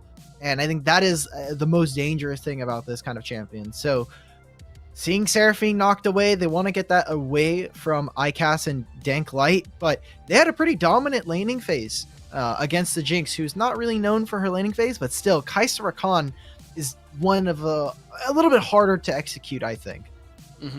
Last time, Dino Nuggets were on the blue side, and they had the Xayah banned away from them. This time, even though Danklight played the Rakan in that last game that we saw, I thought it had a very good performance on it too. It's banned away, so now Danklight will have to play something else. Let's see what they actually have to do. Actually, now that I'm thinking about it, Danklight might have been on the Alistair. It's been a long day, and I haven't finished my pumpkin spice latte yet, so we're just going to focus on the game at hand. Not the pumpkin spice, man. It is the season, pumpkin Alec. spice. It is the season for the pumpkin spice right now, and I have everyone know that this man is not excited about pumpkin spice lattes or boba, so I am requesting. Okay, I'm even going to be a for barista. I'm going to be a barista, so this probably is not a good opinion to have, that I'm not a big fan of either of those. I can't believe you. I'm never going to your coffee shop. But Grog is banned away by Chili Midnight, and the Zig's banned away by Dino Nuggets. Let's see what Chili Midnight opt for their blue 1 pick right now. Again, looking at the meta, you said that Wukong is something that you expect teams to prioritize, and there you go, Alec. You get your wish. Need to do a little bit of a Pepe jam right there. Finally, we get to see Wukong again. I hope it is in Baron Lane, because I really want to see if this is like the change that makes or breaks this champion to being just guaranteed 100% pick ban. But seems Dino Nuggets, I think this is an even better response. Yeah, you got some flexibility, but we have some of the most broken jungle 2v2s in the game. Xin Zhao and Twisted Fate. Massive one. Xin Zhao very strong in the jungle, even just by himself, just like individual power packed into this champ, but then you pair it with the Twisted Fate. Can do a decent job of shoving out lanes, and also has that ultimate to just get anywhere on the map. You pretty much have two people ganking any lane that the Xin Zhao goes towards. So what will those lanes look like? Chilly Midnight showing that the Wukong will be in the jungle as they lock in Darius with Yasuo. A lot of AD on this composition. I mean, Dino Nugget Malphite, I'm actually looking at as a legitimate option right now. The Malphite eyes have opened. There we go. You got it. You got that. You get your Malphite. I will say, between these three champions for Chilly Midnight, they do have a lot of armor penetration. Darius on his Apprehend, Yasuo's ultimate as well. We've already talked about the Wukong build. There is a lot available for you, but this is definitely not a response that I would have thought of. Picking up Ezreal against Malphite is just like you're throwing rocks at a stone wall. It's not happening. Nothing's happening there. And same thing. Exactly. Have you seen Legends of Runeterra? They got like the baby Malphite thing. It is the cutest thing in the world. Oh my god. I will grab a picture while we finish out this draft.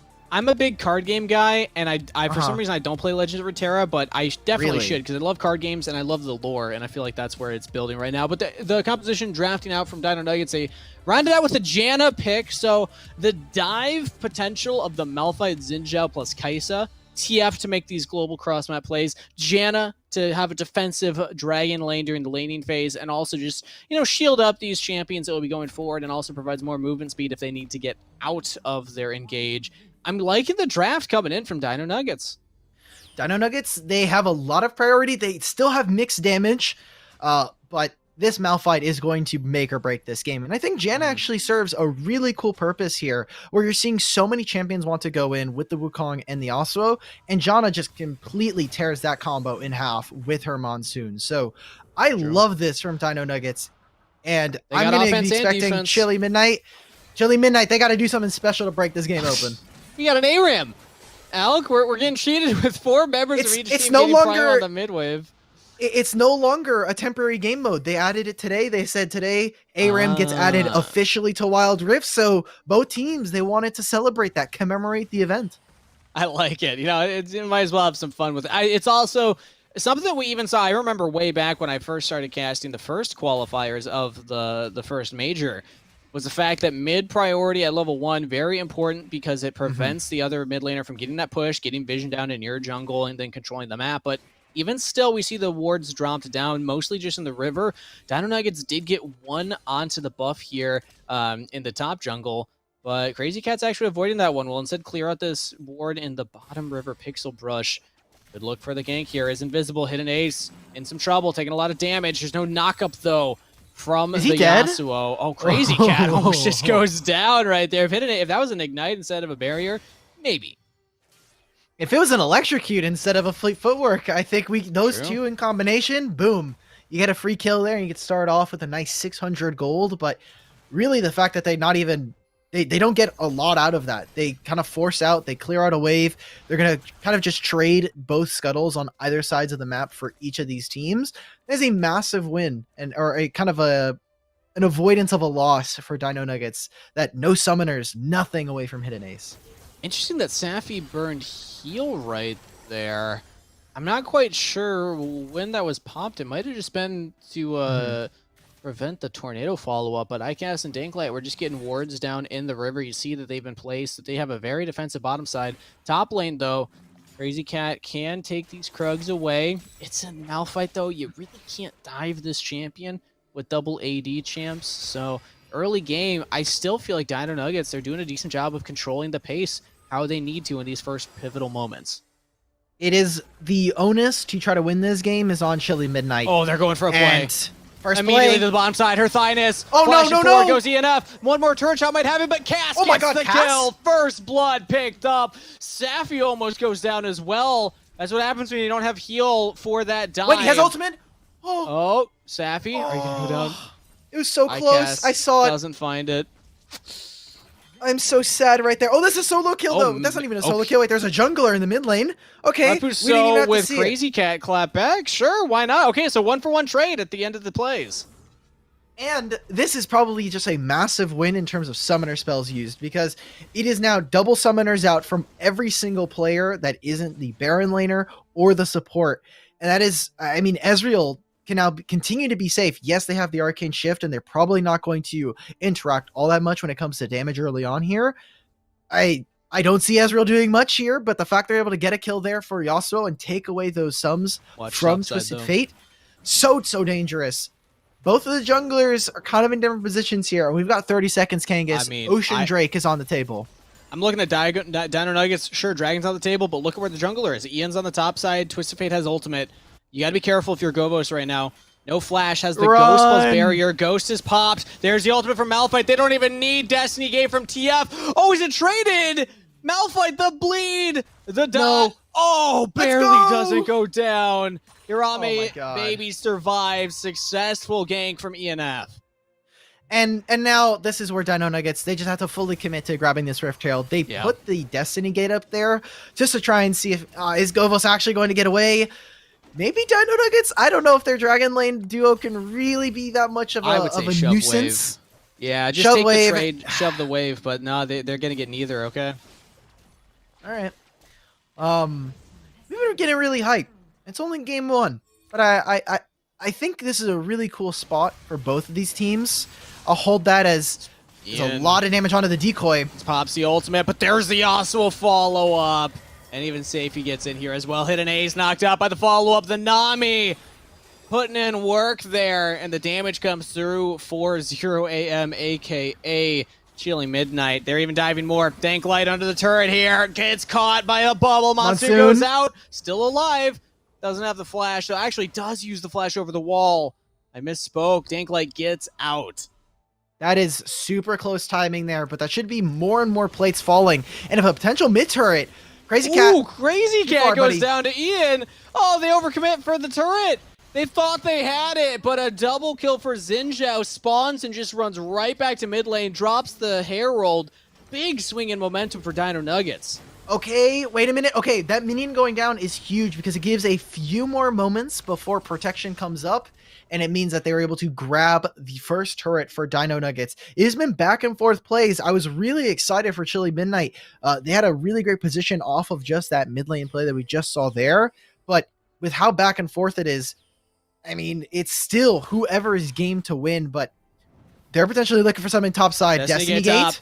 Watch out for Govos. Again, throws down the ultimate. I don't think Karama Baby gets out this time. Does go down, but traded as ENF on a killing spree picks up a third in a row right now onto Darius. Is it mean? Is it mean to say that this Darius might be better than the one we saw in Tech Rehearsal today? Well, considering the Darius who was on Tech Rehearsal was somebody on our production team, no, I'd say absolutely Bros production. You have my full, full approval, Alk.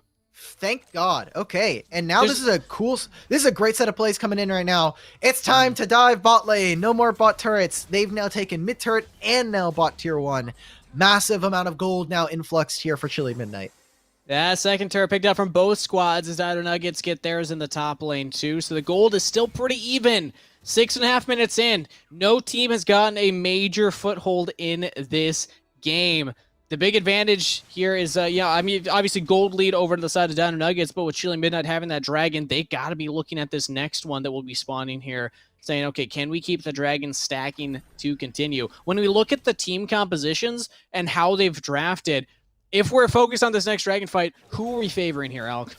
It's got to be Dino Nuggets. They have such a better engage. You have full AD that your team is just going to be kind of just automatically buying into.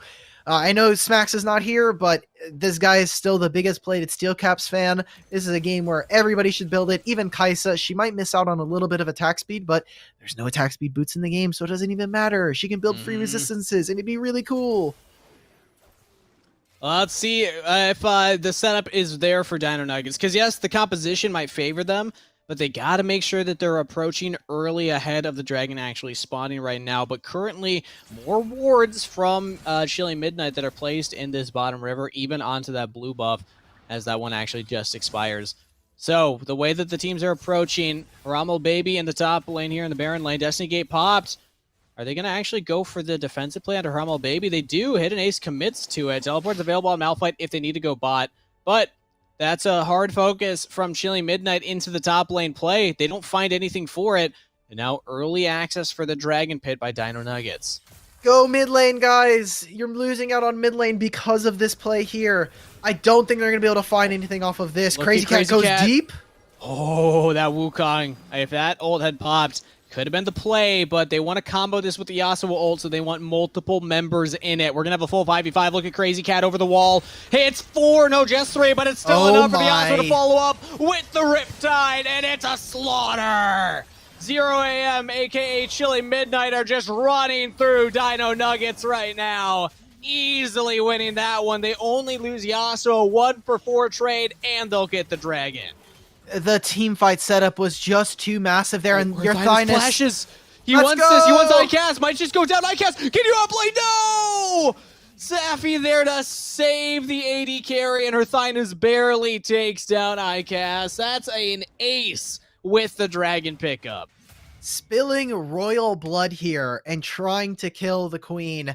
Not able to find much purchase there. Kaisa ends up going down, and this is the fight that I was looking forward to. I know I had just said Dino Nuggets were going to potentially look to win it, but they didn't find an amazing ultimate onto this Malphite, and they were able to blow up a single member. Their composition is based all on picks. The longer a fight goes for the side of 0 AM or for Chili Midnight, the better it is. You get more of the Conqueror stacks, you get more bleed stacks for Darius, and I mean, Yasuo and Wukong can really ramp up in a fight. So Dino Nuggets, I think they invested in a really weird composition where now Twisted Fate kind of has his hands full. Does he really want to try to use the Destiny Gate top lane? Well, you have a Malphite, so not much of a carry. You can't use it ever really Dragon lane, and they need to find flanks, do something, because 5-on-5 head-to-heads, you're going to continue to lose. Unless you find that massive Malphite engage, which, like you said, didn't really happen at that dragon. So back to the drawing board here for Dino Nuggets. They're 2,000 gold in the hole. Not insurmountable. The game is still close enough that it could go either way, but the dragon stacking needs to be a concern now for Dino Nuggets, because the Chili Midnight squad, you know, if they keep stacking this up, getting that soul. I actually didn't get a look at okay, it will be an Infernal Soul. That's pretty rough. They already back a decent punch. That will only make that more difficult. But right now, these teams are just focused on the mid lane, controlling the push here, while Govos gets the shove in the bottom lane. So imagine this. You're already 2,000 gold behind, and now you have an Ocean Drake, which just means out of combat. Not only are they super fast with this Cloud Drake, but also they have a ton of sustain. And when and if that the Mountain Soul spawns, it's going to be so difficult for them to find something. They're going to try and make this play, looking just for a to try bot and lane. cover this. Oh. Okay, Hidden Ace didn't go nearly far enough. I mean, if you're going for that kind of play, you got to get behind the Darius. Govos didn't even have to pop the Ghost to get out there. Goes for the reset, picked up Guardian Angel, and can now get back onto the map. Baron the focus. We're 11 minutes into this game. It has spawned, and both of these teams looking for it. But even as I say that, Govos on the Darius has teleport available. Running towards the bottom lane, can keep putting work into these other lanes, making sure that there's wave priority here for Chili Midnight. They have such a better control of the map right now, but as I say, that Crazy Cat goes very crazy. It's just the clone. He's safe enough as he gets out, so just spooking the side of Chili Midnight. But yeah, Govos still working the side lane.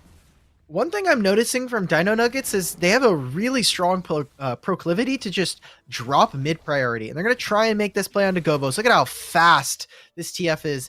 Ends up just saying, nope, not worth it. They start up the Baron here. And you see multiple members. You see the Malphite reset. They're going to have to make a play. TP is available. And this has to be... Do they even know that's going on? They don't have vision here. There's no spot from the side of Dino Nuggets. They'll use the Janet Tornado to spot it out. Ian is here. Can he go for the steal? They're going to have to try it there, but doesn't find it. Baron secured by Safi, of all champs. Now Ian back over the wall, tries to get out, but the teleport from Govos, the continual engage from Chili Midnight. Big ultimate from Malphite, but there's no follow-up. There's no answer from the rest of the squad. Dino Nuggets are getting chased down by Chili Midnight between the turrets. Multiple kills over to Chili Midnight. They get the objective, and they win the fight. Wow, and it's just too late right there. When they find out that this Baron is being taken, you see that Dankenlight is like, guys, I think, are they on Baron? And they send them the tornado out, but now this just means they get Baron, they get the Dragon as well, Oof. and now with Dragon stacking, not only is that gold lead, you already see it's 6,000, and it's probably going to balloon because of how many turrets they're going to be able to take in the Baron lane, and as well as in this Dragon lane. Now there's a huge stat differential that's going to start to kick in with the Infernal Drake. So things are getting scary here, and Dino Nuggets, they're basically on the ropes for this one. That play, that series of plays, made a game that was winnable much less likely. Dino Nuggets did not make the play onto the Darius in the side lane, so now they're in this position where they have to deal with these the Baron empowered minions rather pushing in, and they don't have the best answers in these side lanes. They are a composition that wants to find picks in side lanes, not answer sieges. That is the focus right now from Chili Midnight, just walking these Baron empowered cannons forward. Dino Nuggets so far are doing a decent job of stemming the bleeding, but they will start to lose some of these outer turrets. They've lost now 3 turrets, and that is just going to continue to mount. They've now taken the tier 2. It is one left standing here for Dino Nuggets, but they can't really do much. You see how desperate they're getting. They're going to try and find something on a Crazy Cat. Ooh, hard committing onto the Wukong. No Guardian Angel because it was popped earlier around the Baron, but they don't actually get him. Wait, why did they just go for that? Guys, hit you an have ace at ultimates. Destiny Gate. Yeah, could have ulted past the Wukong. Haramel Baby could have ulted on as well, but it feels like Dino Nuggets, I don't know if it's nerves, I don't know if it's just miscommunication in the moment, but it feels like they have tools to answer what Chili Midnight are trying to do in some of these instances, but they're just not finding the angle. They're using a square peg to fit into a round hole. They're just not. They're using the wrong tools, guys. We're using the tools wrong. We're using, like, what is it?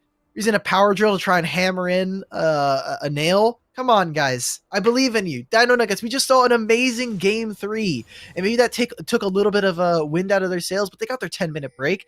They need to be able to bounce back, especially when we've been seeing... This has been the format for the qualifiers for the past couple months.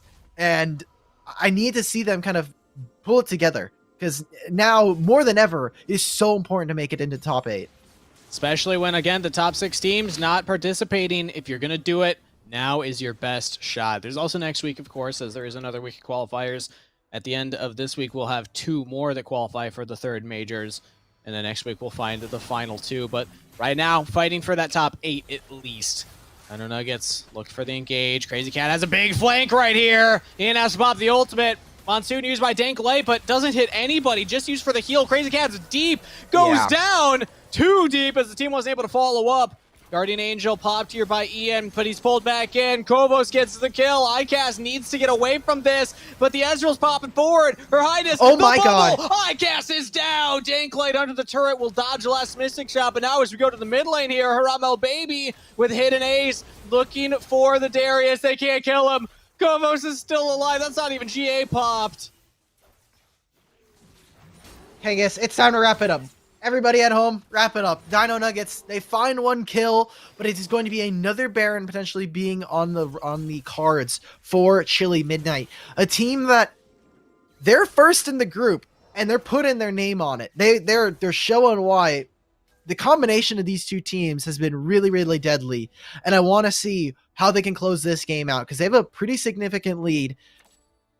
I think when we're looking at the drawing board going into game 2 here for Dino Nuggets, we have to look at some of the solo laners here. We'll get a little bit more as we get closer to the end and we get to talk about recapping it. But I really want to see something from Haramel Baby because this Malphite has been very, very silent this game so far. I need to see that 1v9 ult. Just an attempt at it. I'll take an attempt. Anything. If they fight at the Baron, that's a great opportunity. It started up right now already by Chili Midnight. They're going for it. Haramel Baby goes for the reset. Picks up the Sunfire, has teleport available, but Baron's actually not started by Chili Midnight. They want this dragon instead. This is their soul.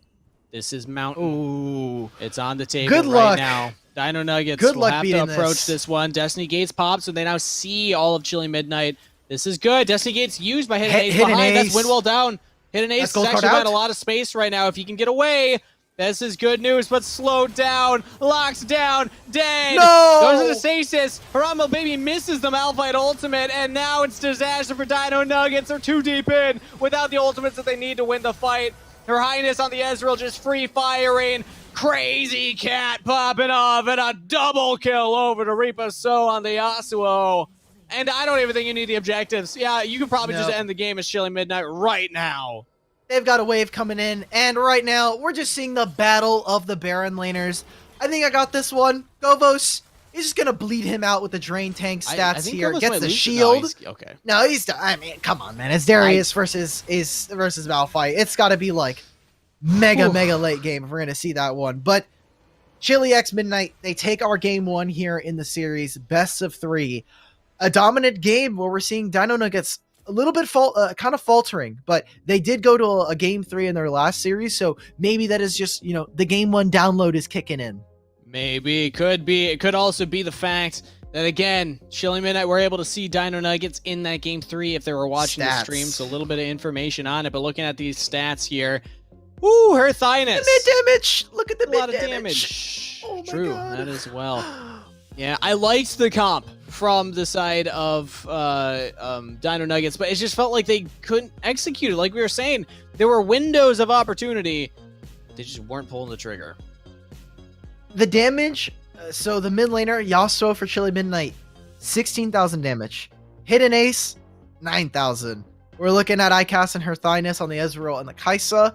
Basically doubled this Kai'Sa's damage, which is not strange for Ezreal. When you're the winning 80 carry, yeah. Yeah, especially for when you're on the winning side, Ezreal damage numbers tend to be a little bit high, but still, really insane performance from them. And I want to see what we get from as a response from Dino Nuggets, whether that means a side swap, whether that means a kind of change in draft, because like you were saying, we both like this draft. This is a fun one to play. It's a little bit easier to play, and you have very strong carries in both your jungle and your dragon lane.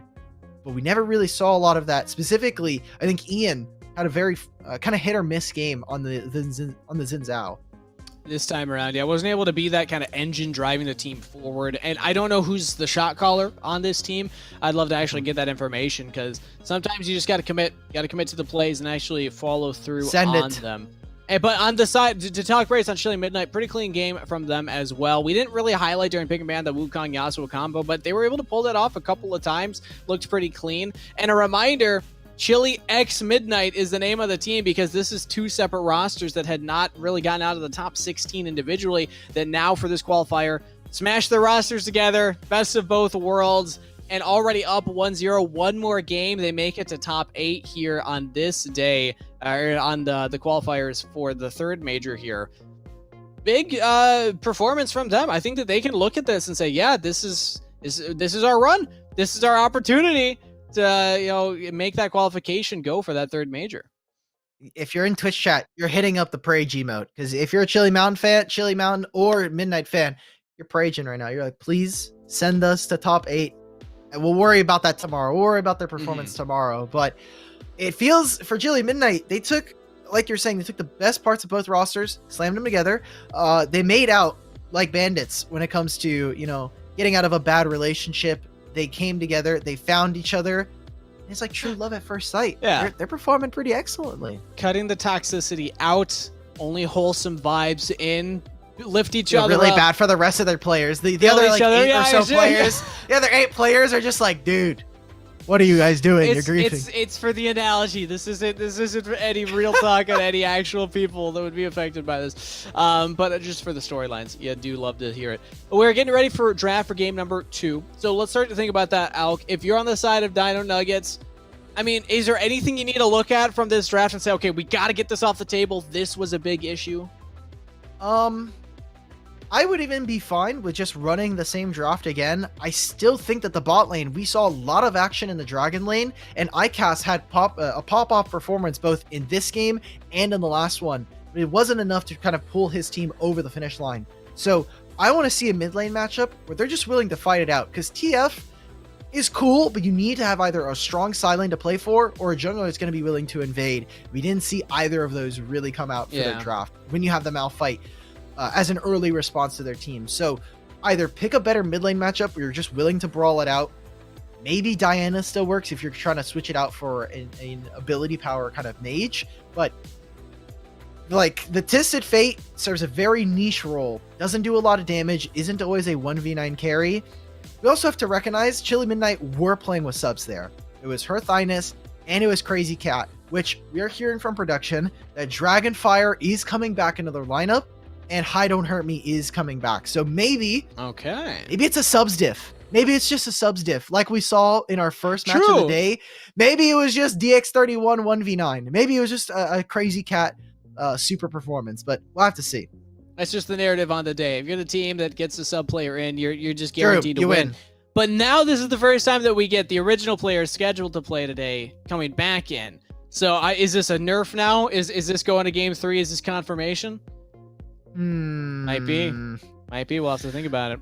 Yeah, I was thinking you do have a point there. Maybe the narratives just align so perfectly that we get the substitutes are actually the winning factor, and it's just Katarina. It's always mid diff every game without fail. I mean, I think Katarina might have been banned in this last one, or maybe it was the Akali. It's hard to remember. Again, I still need to keep drinking my coffee, but we are ready for the draft for game 2. Chili Midnight 1 game away from locking in that top 8 spot. Same can be said for Dino Nuggets, but they gotta win 2. So let's see if they can do that right here. We do have a side swap. Dino Nuggets are on the blue side. Chili Midnight are now on the red. Right off the bat, this can already have some implications. We saw Chili Midnight ban away Camille even on blue side. I expect them to do the same here as well. But maybe this changes up Dino Nuggets and what they decide to ban away, because when they get that first priority, that opens up a few options that you don't need to take away when you're on the red side. What kind of player is Haramo Baby? Because we've seen Malphite now. Maybe that was just an uncomfortable champion. Maybe it's just, I bit the bullet. My team said, hey, let's slam Malphite here. Usually the most comfortable with it. Don't worry, I also hate playing Malphite in Baron lane. But maybe we get to see a Gragas performance, because that was also a champion that's been taken off the table time and time again. Maybe they get to set themselves up with the Gragas. They did have to play against Darius, which is obviously a hard matchup, but yeah. I wouldn't hate a Darius ban, honestly, because like Govos, even though that player wasn't really like the one that was leading the charge and like why the game got out of control, but was a pretty solid rock in the top lane. No pun intended, because he laned against a Malphite. But I think that it might warrant still taking that off the table. Let's see if Dino Nuggets want that. But Chili Midnight, they keep up with that Seraphine ban, so no Enchanter singing around in either the Dragon lane or the mid lane here for Dino Nuggets. We're getting rid of Yasuo. The Yasuo. Okay, so for Dino Nuggets, this means that they have either dropped their Rakan or their Ziggs ban. That is really important to have. And for Midnight, they had Seraphine, Gragas, and Camille. Thank you to production for giving that information to us. But if you're Chili Midnight, you're sticking pretty. Don't fix what ain't broke. Go ahead, ban the Camille, ban Gragas. See what Dino Nuggets' first priority is. You are the ones on the winning side of the matchup right now. It takes one more win from you to go on to top 8. It is on Dino Nuggets to make adaptations. Force them to be uncomfortable. All right, Gragas banned away by Chili Midnight. So they are keeping with that. Camille would be the third ban if they want to just keep the same 3. Dino Nuggets have already adapted one champion in their bans. Oh, no. Grace does not like this draft whatsoever. She hates this draft. I know. Yeah, she is not a big fan of this draft. Well, we haven't seen any of the draft yet. I think she's just upset that we don't get the Yasuo run back. Here, I'm gonna fix the draft for them real quick. Okay. You got this. All right. He's gonna fix the. Well, you got the solo cast for now, everybody. Rakan banned away by Dino Nuggets. Chili Midnight. Let's see what they take away. Camille was their choice last time. Let's see if they still pick it. I mean, I think you do. I would not be surprised. I think they're just taking their time thinking about it. Getting in Dino Nuggets' heads. But Dino Nuggets, the only adaptation is Ziggs is now up. Do they blue one that to take that away? Or does this mean that Chili Midnight now get the Ziggs pick? So I'm sure you're familiar with this since you did end up casting the LCK LPL matches. Ziggs in the East is just gutter useless. They are level 1. We are fighting this champion. We are putting that little rat in the dirt. But in North Sure. America, we have not seen that same response. Ziggs has been a massive contributor to a lot of wins here in the qualifiers, and seeing it so early on, I need to see what Chili Midnight. What is your response to this? I love this from Dino Nuggets. If you're gonna drop the Ziggs ban, if you're blue side, just pick it. They're still taking it away from Chili Midnight, but now they get it in their hands. The answer from Chili Midnight is a Riven. Awesome. Okay. We've seen Riven start to pop up. Same thing with Aurelia. I was really confused as to why in the last major we didn't see more of these champions. And after the performance that Sentinels and specifically MTS put on this champion, I am full on just like massive supporter of this. Because this champion is just so nuts. You get to utilize all of the sick new items that just came out, and you get to be a massive nuisance to a very, very immobile comp.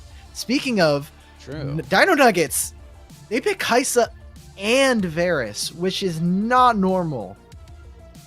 And a Ziggs, mind you. Yeah.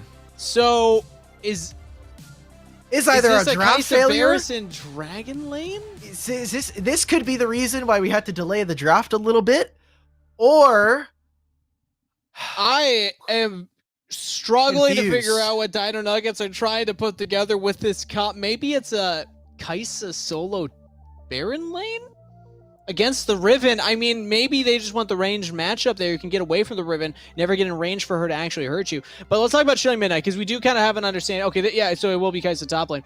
Chili Midnight go for the Kazakhs in the jungle.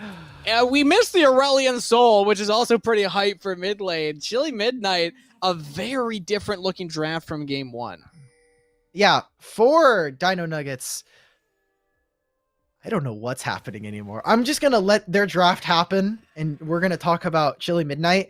Aurelian Soul should be pushed in by Ziggs early on, but once we get into the Rome territories, once we start to give up a couple waves, this Riven matchup is going to be hell for this Kaisa.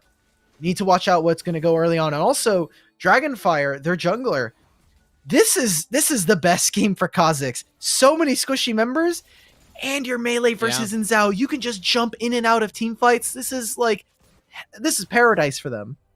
Only thing that would stop that would be Alistair and Chain of Corruption. And maybe the most perfect ever time to explosive charge coming in from hitting ace on the Ziggs. But yeah, you're right. Dragonfire, eyes will be on this Kazakhs. How does Kazakhs affect these fights? And most importantly, just assassinate members before the fights even start. Starting on the top jungle. Clears a ward there, and now can roam towards the bottom jungle. Still probably wants to avoid the Xinjiao early on, but wow, even helping shove mid lane. Interesting strats coming out of Chili Midnight.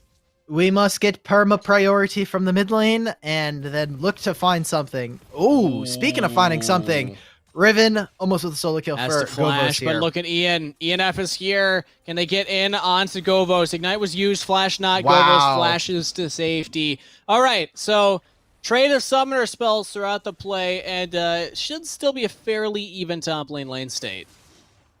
Needs to be very careful here, because now as a melee champion into a ranged matchup, you have to know after Scuttle, it's probably coming back here. So Govos, let's see it. Can you outplay it here? This is a pretty low walking up. HP Ian's Kaisa. still here. No flash available. Govos trying to jump away, but the damage. Oh my god, stun Govos. under turret. Govos is out. Red buff?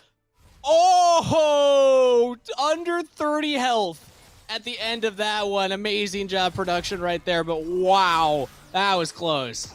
That's a top diff right there. That's when you spam that in chat. If I'm Riven right now, oh, I am giving so much trash talk. Can't even kill me with jungler intervention. What are you doing, bro? You're playing Kaisa. You're trying to play this cheese into the top lane.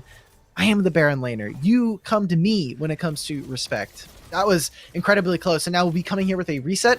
Kaisa, you better be careful, baby. You have no subs, and Riven is a rather mobile bruiser. And we got to think about what was happening from the side of Chili Midnight while the Dino Nuggets were going for that play. They spend a lot of time top lane. Ian in the jungle, behind on the clear now, behind on the reset.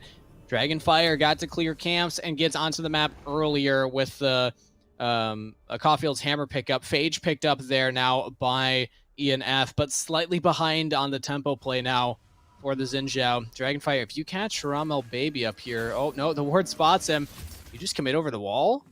Now Dragonfire will decide to back off. Okay. Now, if Dino Nuggies had a more standard composition where you have a tank in the Baron lane, I would say I like their ability to scale, but because they have so many squishies, this makes it so now they're the beatdown. They need to find early victories in the first in the first 10 minutes of the game, really start to get the ball rolling for them, because otherwise this is going to happen where Kaisa, you're dead, buddy. Oh, that damage from Govos. That was so much from that ultimate. My God. Easily picks up the 1v1. That was even through the barrier that had come off cooldown for Haramel Baby. Barrier plus Kaisa ultimate. That's not enough. This is probably one of the worst things you can do as an AD carry when you're facing off against Riven, is how much more mobility can you have? Please tell me they did not just get the scuttle. Because that's just disrespect. No, they didn't. Okay. They didn't. ENF Thank God for Ian. But I don't think it matters, this out.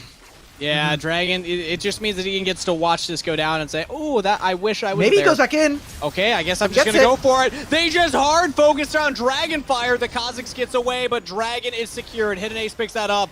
Nicely done by Dino Nuggets, but it's not over yet. They also take down High Don't Hurt Me, saying, welcome to the series. Maybe you should have kept the sub. Chasing down through the blue buff. Ace still putting out damage here. Gets one kill in response. And is blue buff secured? Actually, it's stolen. So 1-for-1 trade, but that dragon picked up here by Dino Nuggets, big. Production, really quickly. We need to go through all of the champions and see who has blue buff, because I think Kha'Zix has blue buff. Kha'Zix has red and blue buff available to them, so I think maybe... There we go. Thank you, production. It is Kha'Zix. So it wasn't necessarily stolen. We got it secured, but so many different plays going on all at the same time. Yeah, I got the little blue buff. It's really hard to see from this camera angle. Hard to see, especially on Kha'Zix, because like his character model is about the same color. Oh, top lane, Gavos looking for another play. We're fighting for Rift Herald, Kangas. It looks like it. The classic for Wild Rift Summoner series here. The Dragon into Herald team fights. Danklight walks forward, takes a lot of damage from this Kha'Zix in isolation. Low on health now. Also doesn't have the Aftershock anymore, so this is a big window where Chili Midnight can actually look to engage as they rotate their bot lane up. A lot of damage as well onto Hidden Ace. The Ziggs has to back away. Curtain Call pulled by Jin. Herald started up as well by Chili Midnight. They're going for objectives, they're going for kills, but mostly they're going for control, and they have earned that. Big set of plays yet again, back to back now. I thought Safi had an amazing bubble that kind of saves that last dragon fight for the side of Chili Midnight. And now here, Dragonfire is dangerous, buddy. Coming from Kha'Zix, he's going for it. One more Q should get it. He doesn't quite have it though. No. Ian turns around the play. But goodbye, Haram. Looking for more here onto Haramel Baby. Lots of damage as the Riven throws out the ultimate. One more turret shot. Oh, he gets out, but right into Ian's waiting arms. And that's a double kill to Ian. All right, guys, what are we doing? We kind of sent it on that one. We sent the play on that one. I don't know what Chili Midnight we're going for. That is definitely a much more cocky play to do, and they get punished for it. Multiple now kills onto Ian on the Xin Zhao, where we saw in that last fight, Ian gets right onto the backline. You jump onto either the Jin or onto this Aurelion Soul, and they really can't peel you away. So getting more kills onto them is always incredibly dangerous and a loss condition for Chili Midnight. Dino Nuggies, able at least willing to fight back, because I think there may have been some other teams that we could have seen that would have just said, just let the Riven go. They're willing to bite back. They show that they're not just bark. And Dino Nuggies, they're trying to play as if their tournament lives are on the line here. I mean, in a way, they don't want to have to play another best-of-3 series just to qualify for tomorrow's top 8. Agreed. They want to close it out here. And that means 2 wins in a row, but still, it makes their day a little bit more relaxing going forward here. Govos still very threatening, though, in this solo lane. Haramel Baby trading back decently. But you can see just constantly playing on the knife's edge. If you get caught once by this Riven, you're probably dead, but lots of damage from ICAST onto Dragonfire and Safety. Ian goes over the wall. They're looking for the plays. Dino Nuggets might have gone too far forward, though. Still, Dragonfire very low on the Kha'Zix. There's the Ziggs Mega Inferno Bomb. I don't hurt me. One more auto doesn't kill Ian. He gets the plant, but still falls down to the Aurelion Soul. Dragonfire jumps in, jumps out, curtain call pulled, and they're just stuck in the meat grinder. No! And the river traded back, flash away. Hidden Ace does not find the escape, though. The auto follow-up by the Aurelion Soul, a double kill, but ICAST is still here, putting out some more damage, finally goes down. What an extended fight. That one got a little scrappy. Can we just talk about how impressive Chili Midnight's mid laner is? Not only, these are two different styles of champions they have now played. The combo assassin mid laner in Yasuo, and now an Aurelion Soul to boot. One of the most flexible mid laners we've seen. We've only really been able to see players who can play the mages or the assassins. And right now, showing off multiple different styles, I think is very impressive. As Chili Midnight, they, after everything is said and done, oh, they almost get it. They tried it with the Ziggs bomb, but Ian just flashes forward. Gets flashed out of high, don't hurt me. Okay, whew, I thought that, yeah, I mean, Ian was considering. I was like, there's no way you get 2 Dragon Steals.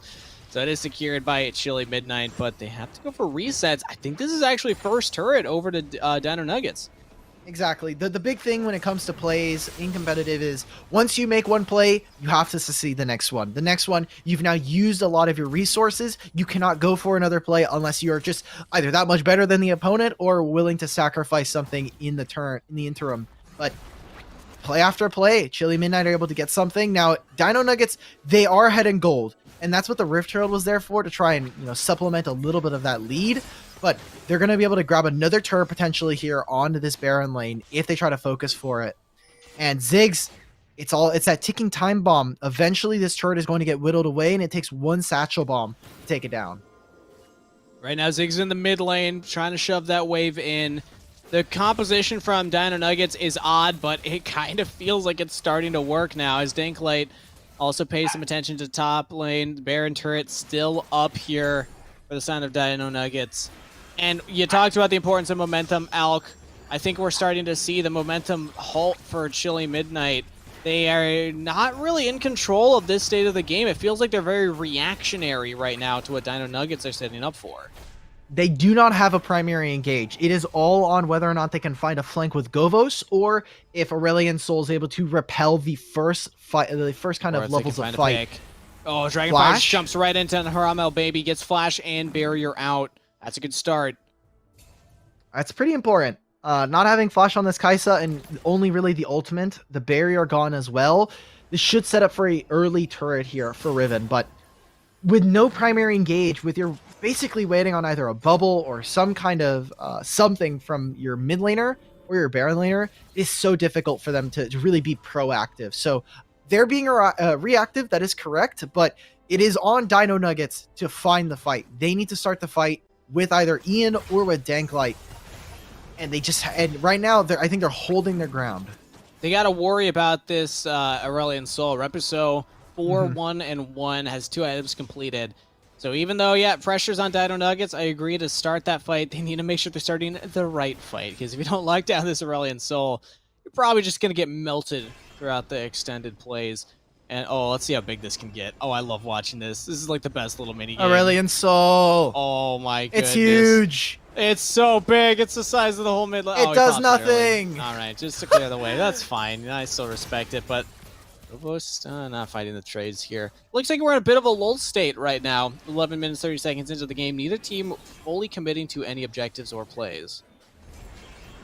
Haramel Baby, the Spidey sense is kicking in like, okay, I saw them all here, and I like this from Dino Nuggets. They recognize we don't have a lot of vision in the river. Could they be starting up the Baron? But because of that roam, they have to give up mid priority, and they lose the mid turret. A massive loss here for Chili Mountain. Without that, Jhin and Aurelion Soul are in a very strange wave state where they're both wanting to sit mid lane. They can't be very safe, and they're just constantly dropping waves in this Dragon lane. No one's picked up a Dragon Lane wave in like 3 waves. It's just constantly going to the wayside here. And Dragon's up in 15 seconds. So Dino Nuggets, they go for the resets. They will be at this Dragon, but Chili Midnight, they're here earlier. They're all grouped up. They're catching out Thanklite. The Alistar already down, and Ian goes back in. That's a flash out immediately, though. Oh, the tidal wave catches out the AD carry. 1 of 2, but he's Govos. down. Now Govos diving to the back line. The Riven putting in insane amounts of work. Will fall. Oh, but the trades, the damage, the kite back of a Ziggs Varus combo. That does a lot of damage on the clapback, but regardless, Chili Midnight will still get the Dragon. Man, Hidden Ace on the Ziggs has kept a lot of fights somewhat even, finding kills after kills, but it's just not enough for Dino Nuggets. I mean, they're trying to put out damage, and I respect from ICAST going this kind of poke build is able to try to max out damage on this Varus, but it's just not enough. We're seeing Aurelion Sol, once they're able to repel that first line of engage from them, the rest of Dino Nuggets kind of fall behind. And Haram El Baby, this was your pick. You guys picked Varus Kaisa on blue 2 and 3 on the draft, and you're not contributing as much. This is one of those picks where maybe it's a little bit off meta and we could treat it something like a Jarvan mid lane, but this is a carry pick that you need to be able to perform on. We haven't quite seen that yet, especially when you have this Riven so early on. We have to call it into question. The range of the Ziggs Varus helps, but Kaisa has to flash away. I was going to say Wow. Haram El Baby doesn't have an incredible amount of range as the Kaisa. You have your Void Seeker, sure, but then you have to get close to actually get your autos off. But I'll hold that point as Ian in the river now gets caught out here, rooted down, takes a lot of damage, but it's traded right back. Ramo Baby stolen up by Dragonfire as Rovos gets onto the backline. Govos on the Riven doing massive damage. Dragonfire traded though. It's a little hypey there. 4v3. Bubble lands onto the Alistar, but the Sun! Oh no! JCC! Hidden Ace still alive? Are you kidding me? All right, I guess Hidden Ace gets out regardless. And the bomb's landing. Hi, don't hurt me. Still alive because of this Nami healing. Oh my god. Okay, this is a small bug that Sam talked about last week during the majors. There's a really cool bug that is very replicable on Varus. I don't know if it was fixed on this patch. So maybe this is already a moot point.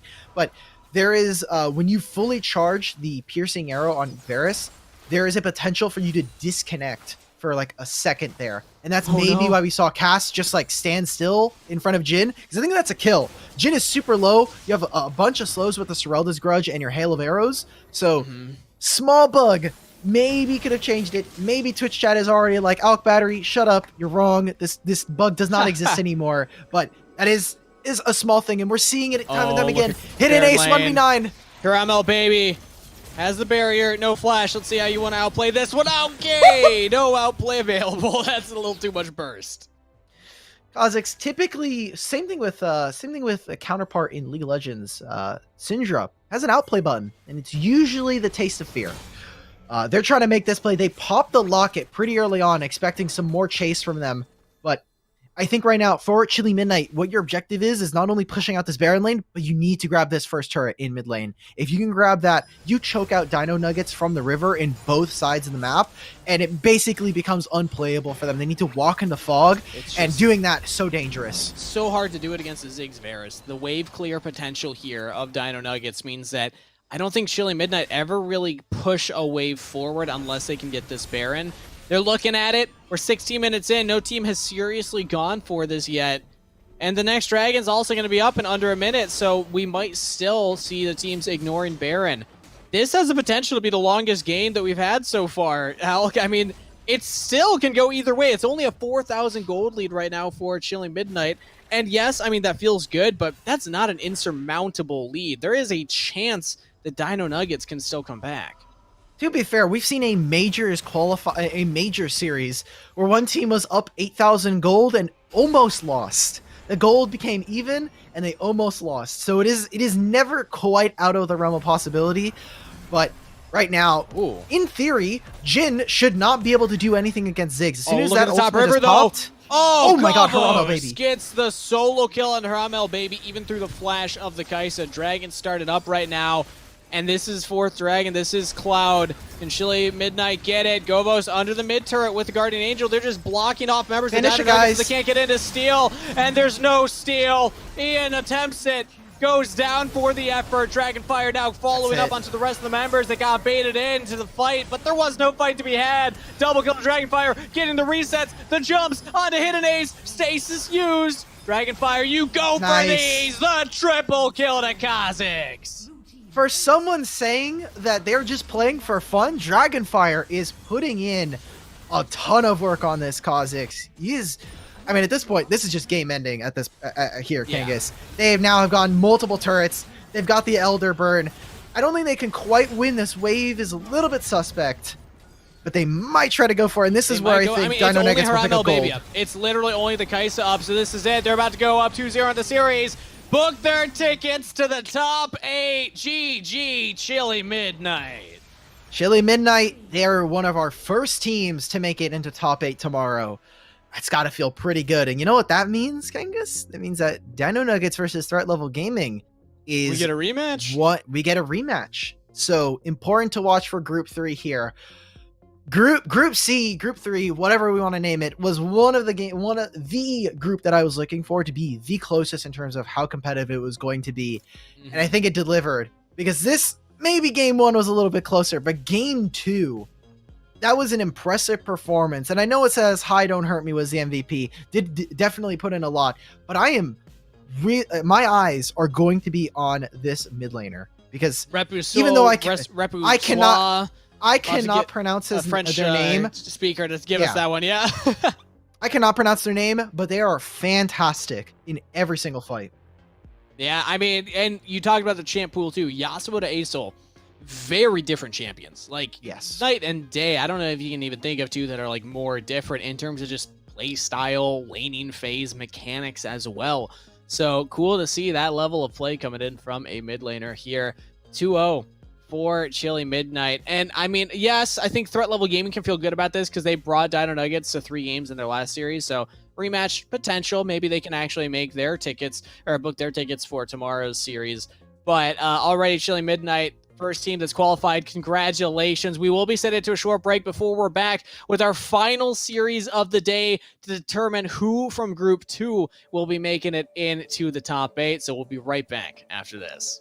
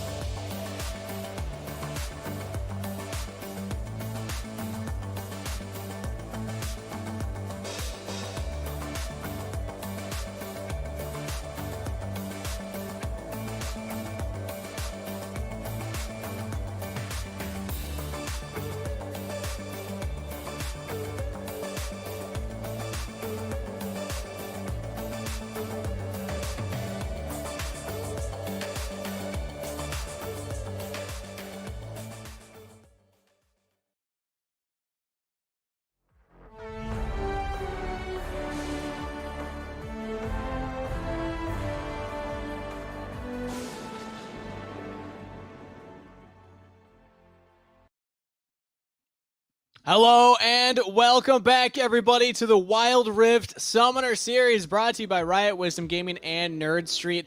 We're in our third series, the final series of the day, to determine who from Group 2 will be moving on to the top 8 that will be playing out tomorrow. We got Dojo Ninjas versus Johto is Cuter and Alk. Surprised that Nia Van Hua actually made it through 2-0 out of this group, so they're already in the top 8. This was supposed to be the one-sided group. Johto is Cuter. You were supposed to bring balance to this group. It was supposed to be the other two teams fighting it out for that second spot. But no, they actually ended up 2-0. It was a full 3-game series versus Johto is Cuter. Previously, they went all the way, and it ended up being a 2-1 in their favor. So now Johto is Cuter, one of my favorites for this entire event, is now at least looking a little bit mortal. And still, we haven't even, I mean, this is just crazy to me. From Group 1, we haven't even seen Musketeers and Yon yet. So they must be waiting, and they must be getting fired up for tomorrow, already qualifying. But this group, man. This group was insane. A reminder that Nia Van Hua was actually, I believe, all Masters and above players. So they're all good.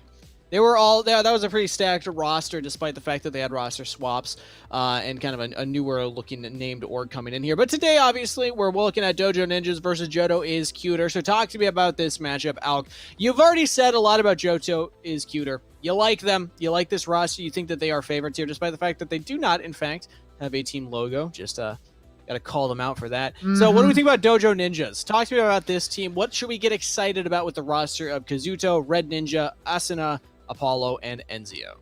So if any of you have been watching from the very first game that we actually got, Dojo's Ninjas versus Team Snow was the match that we opened up the Wild Rift Summoner Series with Kangas and myself. And Dojo Ninjas, they took a break from the second circuit. They needed to revamp their roster. They went through a ton of changes.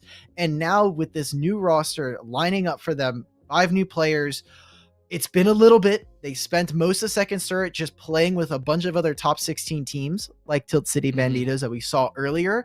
They're, looking to try to remake their name, try to re-put out their brand as a contender for making it into the major. I need to see it from them because the last time we saw them, they got stomped and it wasn't close. There were some skill disparities. Apparently there was a few silver players against playing some of these high diamond challenger players. So it didn't go well for them. They obviously needed the break, but Dojo Ninjas, I want to see what they can do going up against one of the people who have made it to final. They've made it to a major before for Johto is Cuter. That's kind of impressive. When we're talking about the teams, again, top 6 have already qualified either for the third major or even for the regional championships. So this group here, we expect it to be very close competition because there aren't these heavy hitters in here. We're seeing one of the heavy hitters, or at least expected heavy hitters, in this game. So we're already into pick and ban here, Alk. We see Dojo Ninjas on the blue side. Johto is Cuter over on the red side. And again, just to remind everybody, the patch we're on, 2.3b, priority we've been seeing, Wukong, Camille taken off the table early on or picked early on the blue side. From what we remember of these teams, are there any identifying factors that we have already, Alk? Anything that we need to be keeping our eyes on based on, I obviously we have roster swaps. It's kind of difficult looking at previous games, but what would you expect in this pick and ban? So Johto is Cuter. I know Sam and Rafa were hyping them up when we got to see them play in the first couple of circuits, but Johto is the carry here. Johto plays things like the Akali to an extremely sick level. The Yasuo, same thing like we saw from maybe our last series, is something that I think will come up. But this entire series is every single time predicated on whether or not Johto is carrying. Now, behind them, with new players like Suki and Sparkle, I expect them to be a little bit more consistent than what we saw in the second circuit. And Isturboa, I think, has really risen into their own as a player, not only getting to speak with them before today's match, but also from what we saw in the last couple qualifiers. I was really impressed with their performance from the Dragon Lane. We'll see if the Dragon Lane factors into this one, because honestly, throughout the day, Dragon Lane hasn't been as impactful as I have expected. It really has been the solo lanes that are driving a lot of these games. And with the bans coming out here, Zona taking off the table, Ziggs as well, we might see more aggressive supports because a lot of these defensive ones are no longer available with Braum coming in here too from Dojo Ninjas. Kangas, I know you probably don't want to have to talk about it, but the Sona ban may be something that we see a little bit later because some of the teams have been experimenting with Sona Seraphine, and yeah.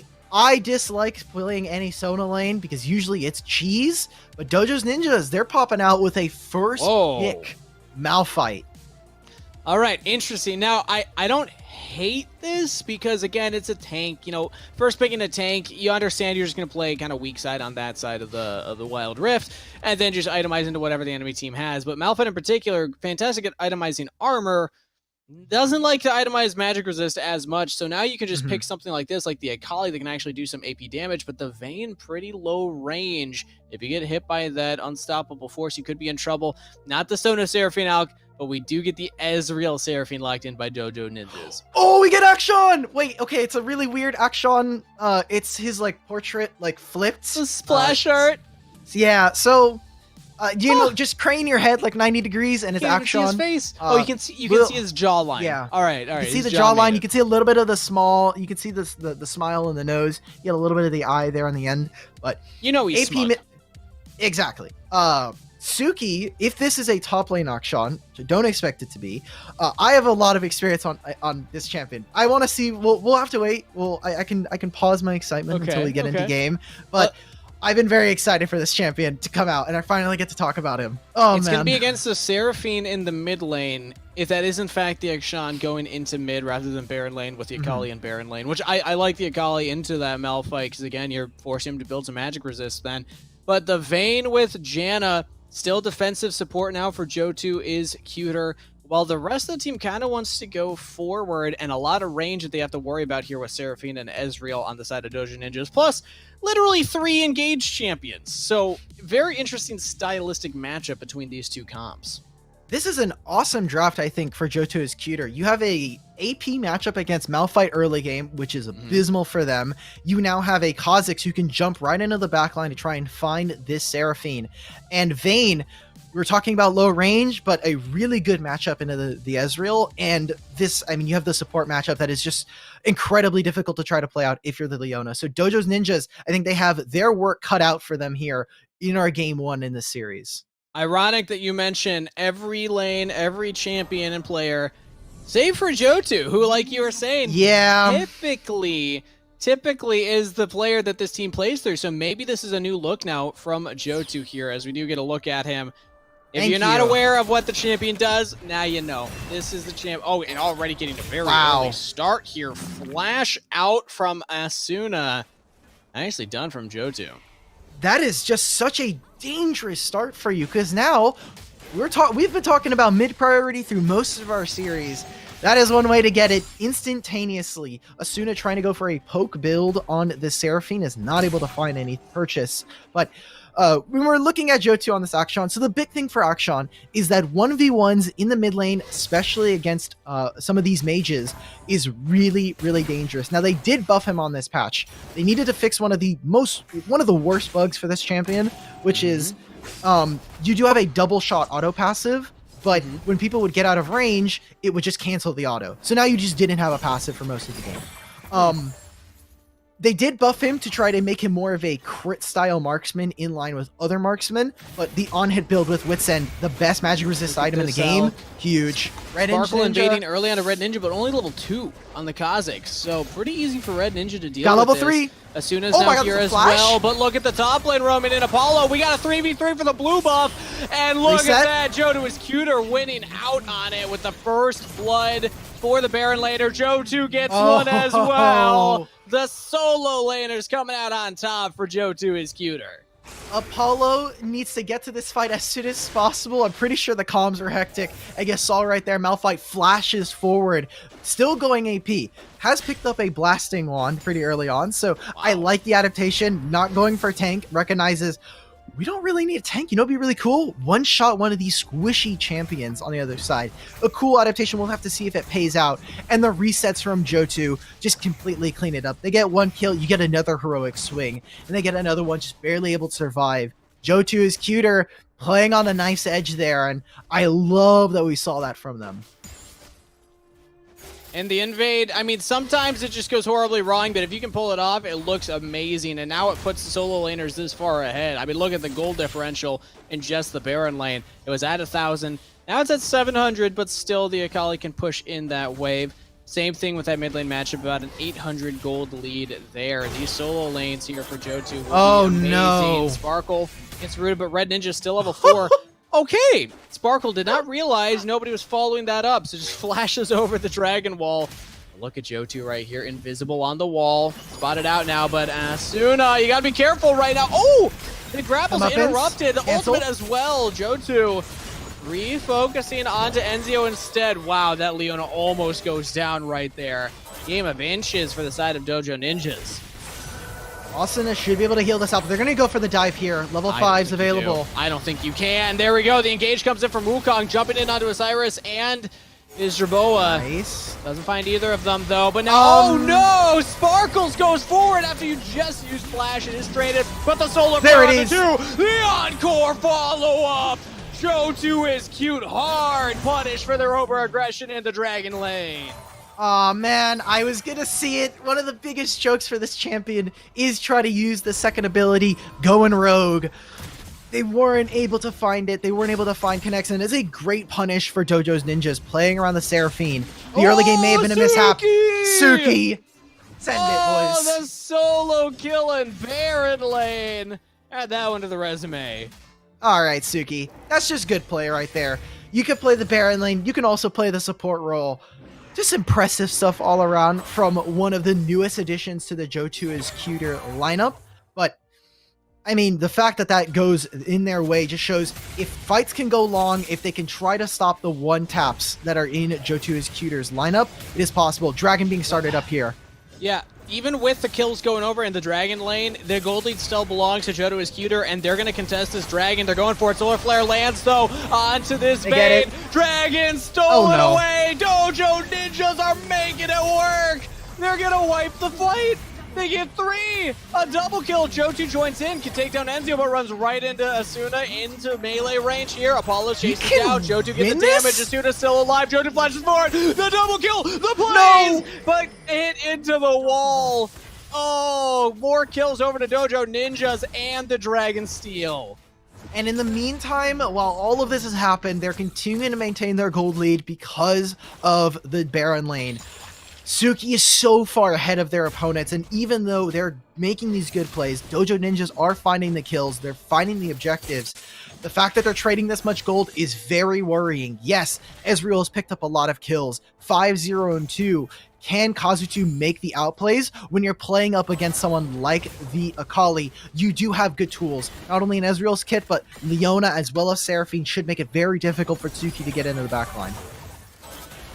Oh man, this game, oh, there's another Solar Flare out. Suki takes the Shuriken flip into the Shroud, doing damage, causing chaos, might go down, knocked up by the Wukong, into the Blender. Enzio follows up the play, but the heals come through for Akali. She's still alive.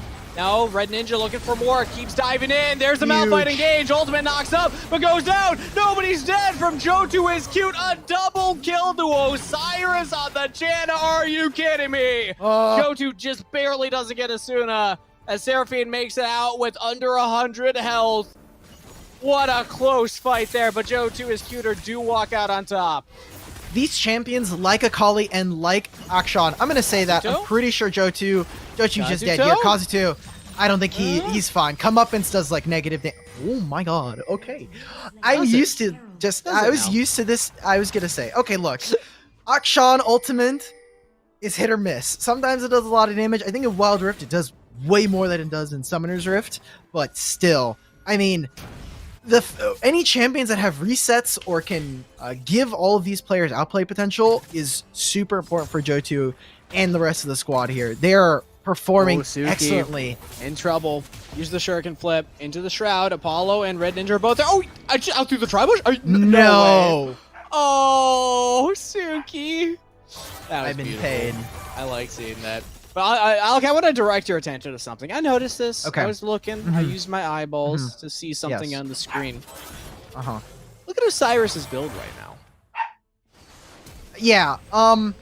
Speaking of Osiris, has to just immediately use the flash there. So this is kind of actually normal because the support items are not amazing. You can build Staff of Flowing Water, but a lot of supports, even Rakan, have started to opt for the Rod of Ages first item. So, okay, it's your bow. Works out for them in this fight. Yeah, the Leona plus the Malphite does a lot, but Osiris is out. As meanwhile, Sparkle gets a kill onto Asuna, and Osiris and Isherboa are fine. They're out. They survived the engage. That is insane. As Jan's put in work, hasn't even used the heal yet.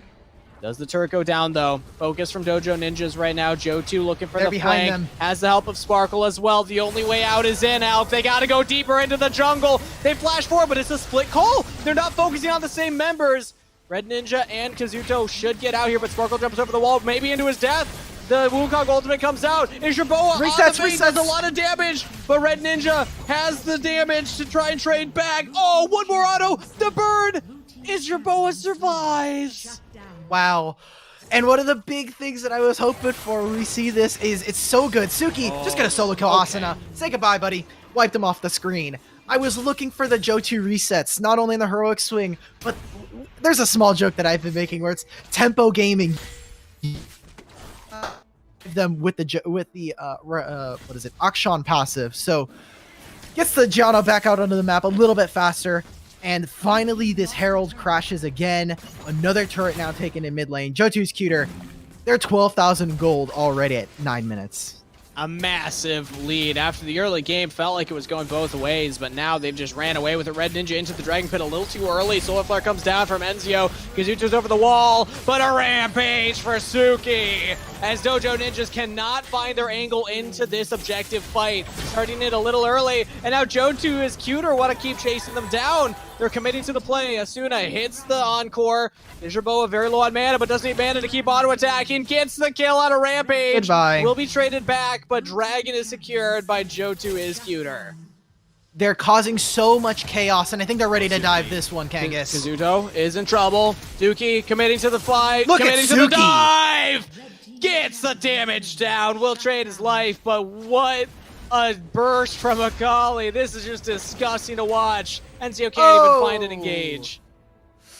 Yeah, this is just about what I expected from Joe2 is cuter. It is qualifier, so maybe they're not playing as clean, but they're playing straight up Wild Rift 1v1s. They're just playing team deathmatch. They're trying to find kills. They're trying to find ways to outplay and kind of demoralize the opponent right now. They're doing it in every which way and making it look good while doing it. Joe2 barely doesn't get the tier 2 mid turret, so Dojo Ninjas do still have that, but yeah, Joe2 is cuter. Are just putting on a clinic, 14k up at 10 minutes into this game. And I mean, strange draft, all squishy champs. Again, we get double marksman with a, kind of double assassins and an enchanter. Not a typical Wild Rift comp, but it's working out for them. And Dojo Ninjas are just not finding the right engages, even with the Wukong, even with the Seraphine and the Malphite. They're going to need to find a big combo in order to get themselves back into this game. Now, Joe2, if you really want to be that guy, let everybody die to Ezreal, kill Ezreal, and revive all of them. That's what I want to see. It's a little bit of gold. It may be 500 gold in their back pocket with the revives, but I love this from Joe2, staying quite out of range, right out of the ability for them to see him. Gotta be careful, though. Yeah, the engage potential here. Sparkle is able to get out, and now miss everything. The flanking from Vayne and Akshan. Trying to get onto these tanky members. Red Ninja very far forward, goes down. The first to fall. Osiris still alive. A double kill to Suki. Look at this Akali onto the back line. Triple kill to Suki, and Jodu is cuter. Looking to make quick work of Dojo Ninjas. The inhibitor turret will fall at 11 minutes, 20 seconds. They're going for the game. Isherboa actually just dies to the Nexus. All right, man. All right, maybe a little bit of BM, maybe miscalculated. Thought there was another minion there, but regardless, Jodo is cuter. Will pick up game number 1 in record time here against Dojo Ninjas. And look at how cool the Akshan portrait is. Everybody, Jotu's actually was more of a smokescreen this game because everyone's focused on, oh, this mid laner for this team is so good. But Suki with another carry performance. We saw it a little bit in the qualifiers in the last circuit, but I didn't know if this was more so a one-game flash in the pan or if it was more to come, showcasing that. And you see it in the gold graph. At no point was Johto is Cuter losing this one. Dojo's Ninjas, you may be 5 friends in a dream. You're going to need a little bit more than some bad nightmares after this one. This was a schooling coming out for them. And this is one of those weird situations. I'm going to need Smacks to explain this one to me. Okay. Osiris did get MVP. Usually, I think that this comes from the team fight tab. I don't know if our observers can pull that up quite as quickly as we can, but the team fights, the percentage of how many team fights you've been in compared to your impact in the game is usually what I think kind of skews the metric a little bit. Huh. Yeah, so they were there at every single team fight, and usually that means that you're MVP. If you're at every single team fight, you're going to get MVP without fail. Smacks has gone in a couple times, even though I'm playing AD to carry. It's not fair Suki's sick. Suki got like 7 solo kills. Like, obviously, that's not a team fight count towards a stat. But yeah, you know what? Regardless of what the game says, I think Suki absolutely popped off in that game. That was an incredible performance. And now it's back to the drawing board for Dojo Ninjas. How do they stop this caliber of player playing on Akali, who you and I have been saying like, not even really like that good on the current patch, you know, not high priority for these teams. So do you waste a ban on it? Or I won't even say waste a ban, just use a ban on it, because clearly I won't be a waste after that kind of performance. When we look at their bans now, they have Katarina, which is obviously there for Johto. You have Ziggs, which is a little bit less of a carry performance, and I think would be an interesting answer if they want to try to give that over to Johto. And Braum. They want to take that away from the bot lane of Isturboa and Osiris. So Akali could hit the table. I think you could take away Braum. You could. I don't know if I would be willing to give away Ziggs, but it does temper some of the availability for Johto to carry, which we saw in this game.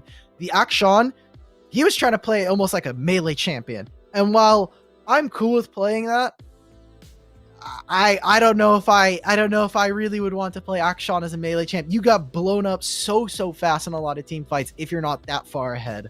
So maybe I never want to say Akshan is the problem. One, because he's an AD mid laner, and there's not a lot of AP junglers in the meta right now. Sure. So definitely a little bit more of a flex for them, but Akali for sure. The fact that Suki and Johto can play it is too dangerous. Way too dangerous for this And team. if you take away the Akali plus the Katarina as well, I mean, that's limiting the AP champions that this team is willing to play. So you could maybe try and force them onto more AD picks. Then that Malphite starts to actually, you know, give you a little more value on the side of Dojo Ninjas. Whereas, again, going to AP build, it works if you're ahead, not if you're behind, because you're not going to one-shot anybody. And then you don't even have resistances for any of the damage dealers on the enemy team, let alone having to build magic resistance to the Akali and then armor into the rest of the team. So I think Dojo Ninjas, there's stuff to look at for the draft phase. There's stuff to look at for in-game decision-making as well. Let's see what they're able to reset for coming into this next game. But Johto is cuter. Alk, I'm starting to understand why you had them as your team to watch going into the day. When I said, looking at all the teams playing, who's at the top of your list, you said Johto is cuter. Can we just remember that they also lost today? Yeah. They are very scary, but they're also a team that can be super hot or cold. They have had amazing game ones and not been able to kind of match that same performance in game 2 and game 3s. Bans tend to really hurt them if they have a small meta champion pool, which has been the case for the past couple circuits. So I'm looking forward to see what they are able to put up in this series against Dojo's Ninjas and what we get from tomorrow. Because not only now do we have a Johto is cuter that is looking sick, but Nia Van Hua. I mean, dude, this team must be sick. They 2-0'd. I mean, so what we know about them is that they were, again, all high-ranked players. So they, just in terms of, like, individual performances, we're expecting strong individual performers from each of the members of the team. And I actually do have a little bit more insight into them because I spoke with That Way, member of the team, and he answered a couple just general questions I had. Said the team's only been together, this iteration of the team has only been together for 2 weeks. So the fact that they were able to take down Johto is cuter with only like that amount of time of play, I'm excited to see them going into tomorrow. Hopefully we get to catch one of their games in that round of 8, if not probably in the semifinals if they're able to make it there. So love for a chance to hit them. But 2 members of that team hit Challenger this season as well. Bape and Kelvin. So 2 challenger players on the team. Yeah. Pretty sick. We do have some changes. Obviously, the mid laner for Dojo's Ninjas was not, it was another substitute led.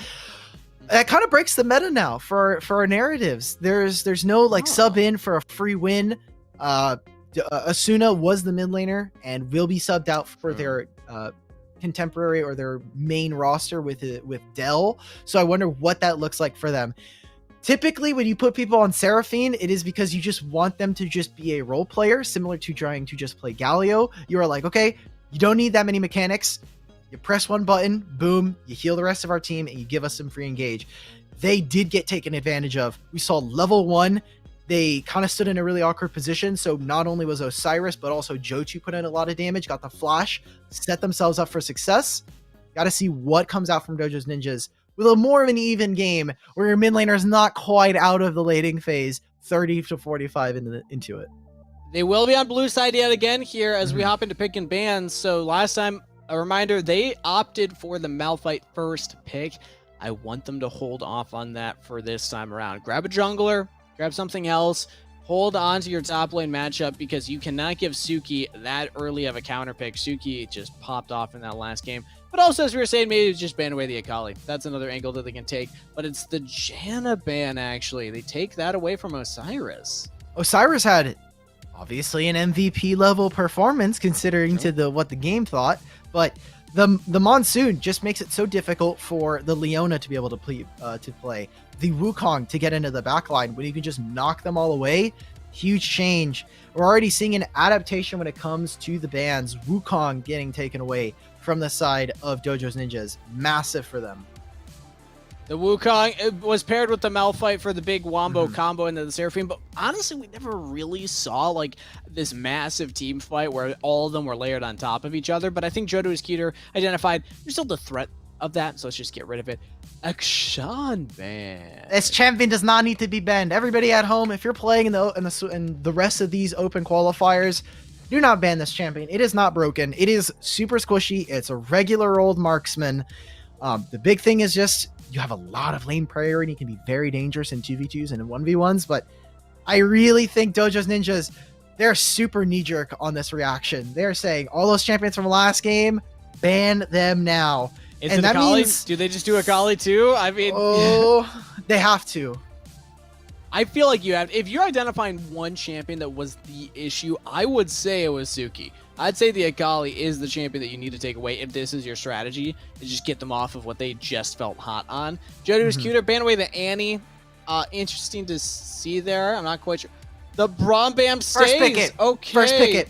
Apollo needs to first pick it for this team then. They say, look, we are on blue side, let's use it. First pick Akali, get that for ourselves. If that's their answer, maybe. Sure. If they give away Akali, Kangas, I might have to go outside. I might have to just leave. You might have to solo cast this one. Get Grayson. Get the dog in to Grace? Wait, you actually, okay, that's actually funny you said Grayson. This is my old dog that I gave away. So that is another dog that I owned. Wait, did I get You said Grayson. Wrong? Yeah, you said Grayson. No, I said get Grace on here. Get Grace on here. Okay. Yeah. I could get Grace. But that's all right. But the Katarina is banned away from Johto Iscuiter. What does Dojo Ninjas pick first? Last time it was the Malphite. Please. And then it was countered by the Akali. There it is. Okay, they're doing it. They're going in on the Akali first pick, so they don't ban it, but they do pick it. All right, good. No one else has to deal with Kangas on solo cast. So I honestly, Dojo Ninjas save us all with that pick, taking it away from Johto and also keeping themselves alive. We'll have to see who takes it because it's more than likely going to be Dell. But if Apollo can pick it off, I think it'd be really cool. Now we have Pantheon and we have Lee Sin, and we've seen on free agents or Musketeers now Lee Sin in the top lane. It has been popular in Baron lane over in Europe, and is really, really good if you want to try it here. And I'm going to say, I think that both of these picks fairly flexible, so they can just pick whatever matchup they want the most, and it's going to be the Malphite. So Dell piloting the Akali, they get the Leona for Enzio yet again, and that means, hey, Sona is on the table. Johto Iscuiter lock in Sona plus Vayne. Wow. All right. Giving Osiris the Sona, and they basically have a very similar comp, only changing out two different champions, the Seraphine and the Wukong, which one of them is banned away. What is Johto is cute? What is their last pick? They can pick for a jungler here. It looks like it's going to be the Rammus. So Pantheon is probably going to Johto, and Lee Sin has found a lot of success in the Baron lane. There it is. Oh my god. Oh my god, Johto, are you actually going to pick up? Okay, this is Kangas. You know what we're seeing here? Yes. Okay, we're seeing a completely different style for this team with a Sona mid. If they win this game, this proves to me...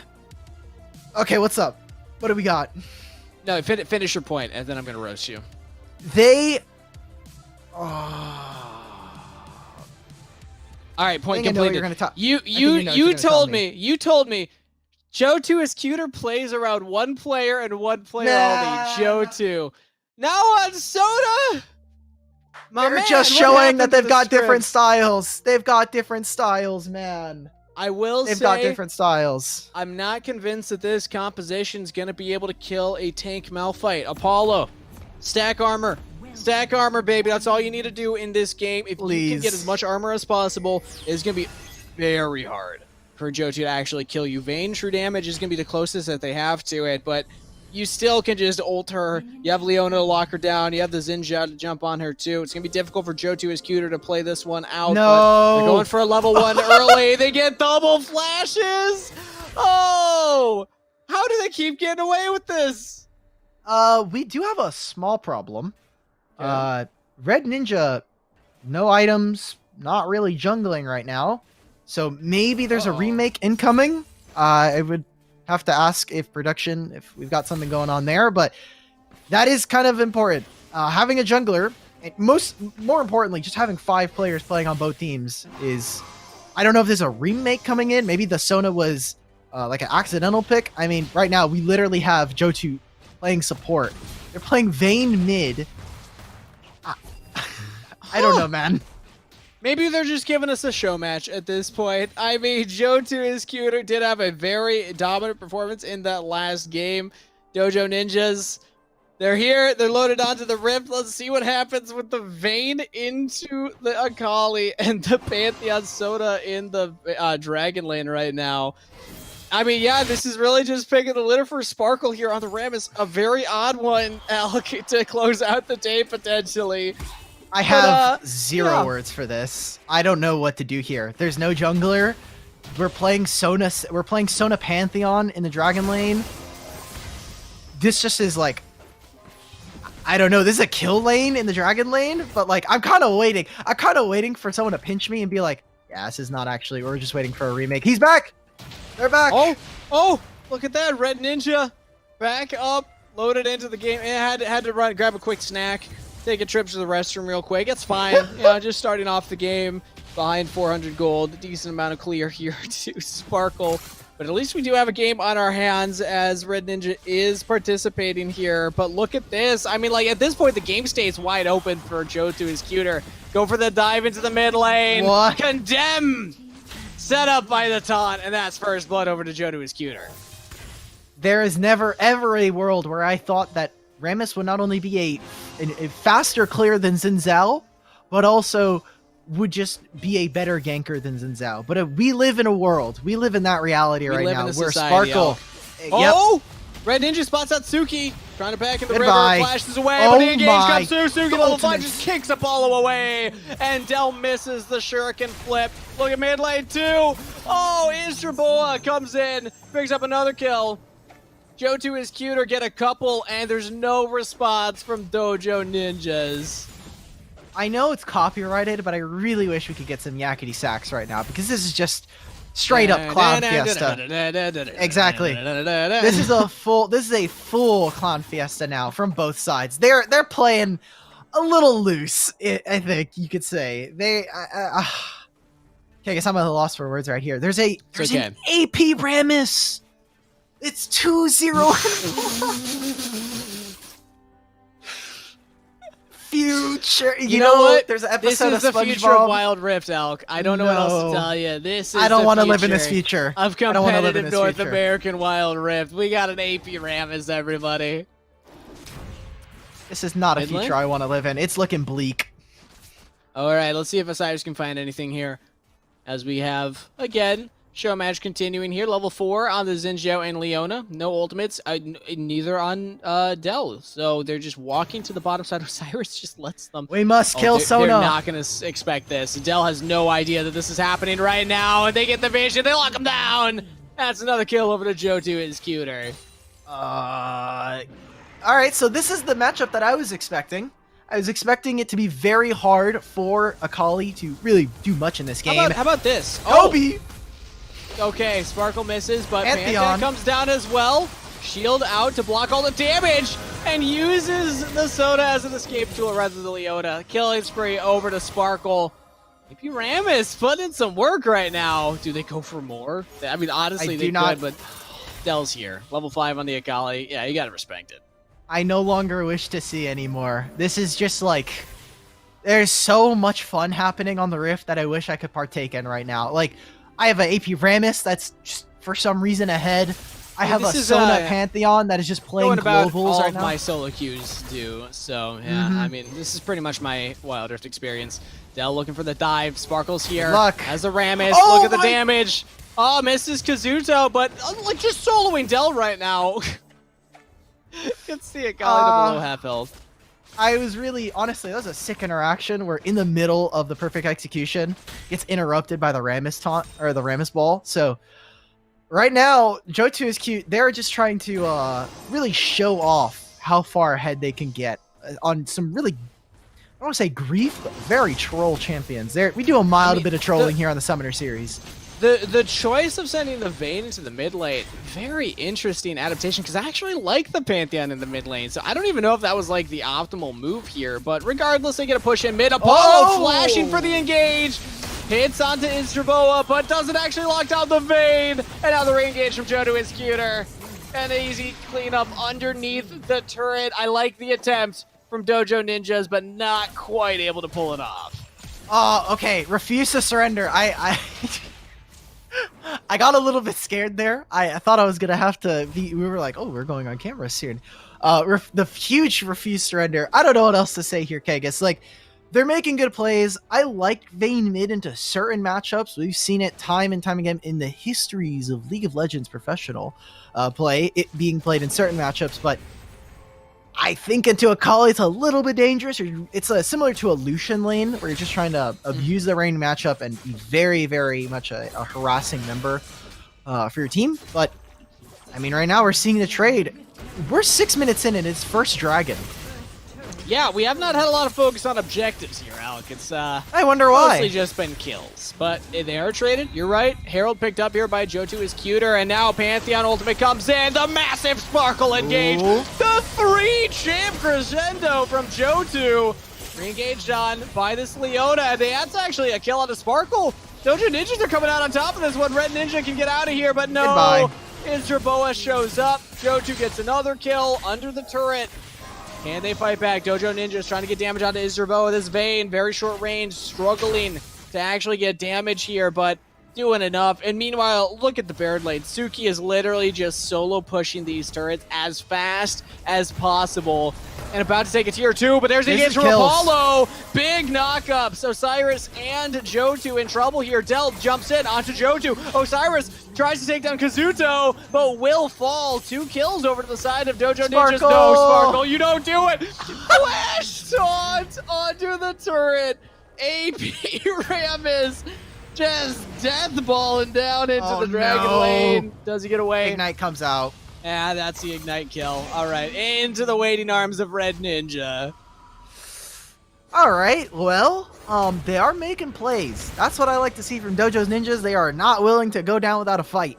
But Jotu is cute. Jotu's cuter is just, I mean, I like this style from them, allowing for not only their Baron lane, but a little bit of some carry performance from their Dragon lane. Gives this team another facet, because before you would just shut Jotu down and the game would just go next. Jotu would try to 1v9, you'd see him on things like the Akali, and it's almost possible. I think Vayne's out. Isdraboa is just going to be able to walk it out with a tumble. But now that we've seen, I mean, specifically Suki, who had some carry performances in their former rosters, this is huge for them. And I'm looking forward to what we get tomorrow flank, if they end up winning plus this. the Pantheon ult. It's a collapse into the mid lane. Osiris focusing in onto the support. Meanwhile, Dell goes down yet again. Jodu is cuter with the cross-map plays. This is what I love to see out of Pantheon. Get around the map, get the plays from Suki onto Apollo.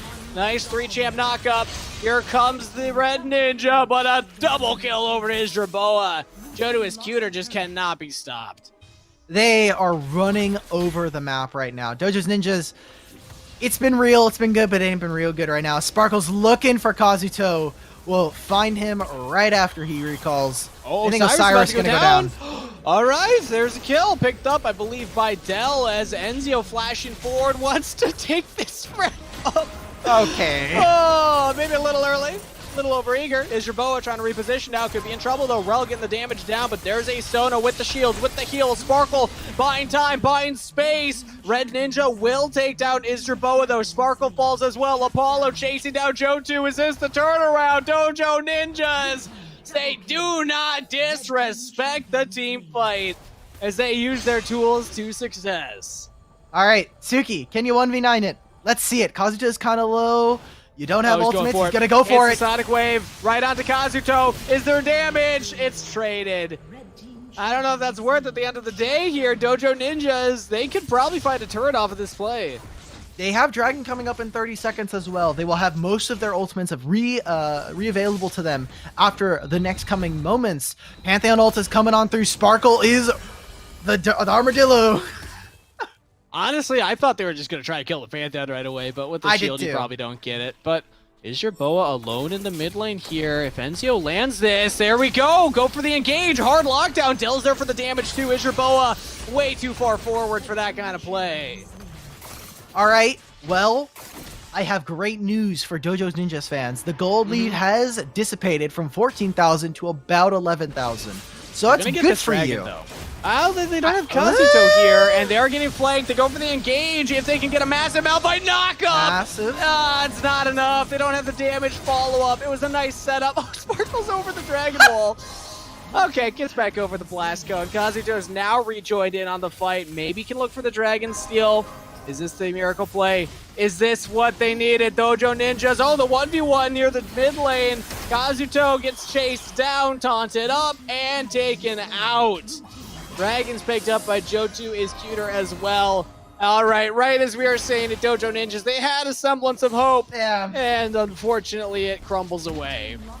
Is it now, here's the thing. Is it a caster curse, or is it just mid-game throw that we typically tend to see in the qualifiers? That is the real question. Because we were just probably like the unlucky combo of both. Oh, okay, that makes sense. One of the rare instances where two negatives do not make a positive, and unfortunately just sink you further in. A DC at the beginning of the game will also do that, so rough to see from Dojo Ninjas here. They are putting up a fight, though. Apollo flashes forward, hits the Q. He doesn't have ultimate. Does not have ultimate. Suki oh, no. slowed down, though, has to flash away. Is Jerboa on the vein? Might be the new focus now. Apollo, ultimate's about to come up. Isdraboa's in a lot of trouble right now. Pop the ultimate. Pantheon's coming in here, but Apollo's right there. Isdraboa has the condemn available. Dell, oh no! Dell gets caught out. Isdraboa trying to reposition right now. Knock away Apollo. Lifesteal through it. Survive Isdraboa! Jodu is cuter, just cannot be stopped. Massive gold lead. Inhibitor turret will fall. Do they have the wave to end it here? I don't know if they do. This next wave is coming. They need to do a lot of damage, but they're diving onto the Nexus. They get it. That's another kill and a killing spree plus the ace. Congratulations, Joe2 is cuter. You're not first seed out of the group, but you are going to the top 8, and you will continue playing through the Wild Rift Summoner Series. We'll see you tomorrow in the winner's circle with a swift 2-0 over Dojo Ninjas. That's it. That's all you. That's it.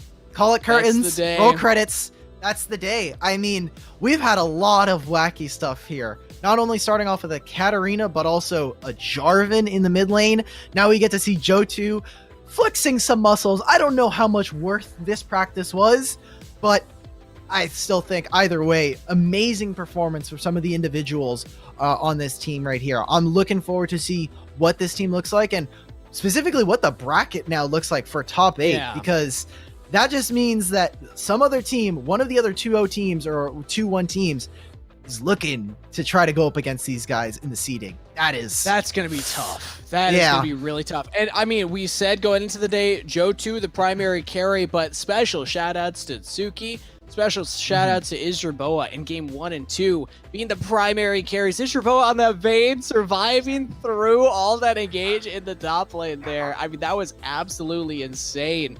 And gives them a swift 2-0 off of a different style for Joe2 is cuter than we've seen in the past.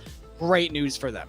Going forward, they have multiple lanes they can play through, multiple threats now on the roster, and this kind of throws a wrench into the plan of those first seeds that they'll match up against in the round of 8, because, I mean, if our scouting was incorrect, then their scouting was probably incorrect as well, unless maybe scrims have been going differently, but clearly Joe2 Cuter is not a one-dimensional team.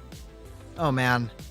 I don't know what else to say. Like, that's just such a crazy game to try to get through. There's a DC, there's a couple of just unfortunate things that happen, but now we have one of our teams that is already making it through. We have our 2 seeds coming in from this group, and I think we're going to give it a few moments, and we're going to wait to see who our final couple of teams are. We have still other series going on to determine the final teams that will be qualifying for tomorrow's matches. We will be sending it to a short, around 5-minute break here so that we give those games time to play out, see if there's any game 3s. If there are, who knows, maybe we'll be able to hop on and watch those as well. But otherwise, we'll give a final thank you to all the teams that participated and a congratulations to the teams that made it through. We'll be right back after this.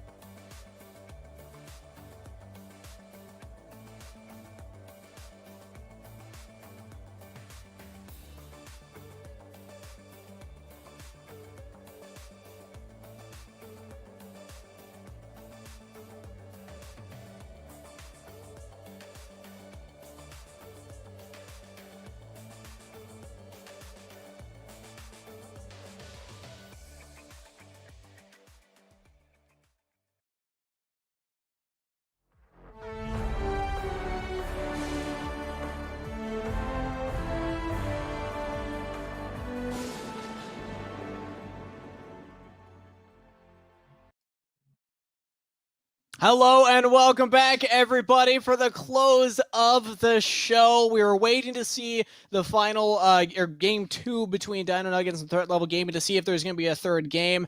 Unfortunately, it was a 2-0, so we don't have one final game to show. I was holding out that we'd have the legendary 6-game run back between those two, but it looks like it's not meant to be. But we do now have our final 8 to talk about. So, Alk, that's it for the group stage here on day 1. Let's look at the groups and how they all shook out. Congratulations to all the teams that are able to pick up 2 wins and make it through. And a warm thank you from the bottom of our hearts to Dojo Ninjas, Crimson Crows, and Threat Level Gaming for participating, for showing up and playing out their games. Fantastic to see the level of competition here in the Wild Rift Summoner Series.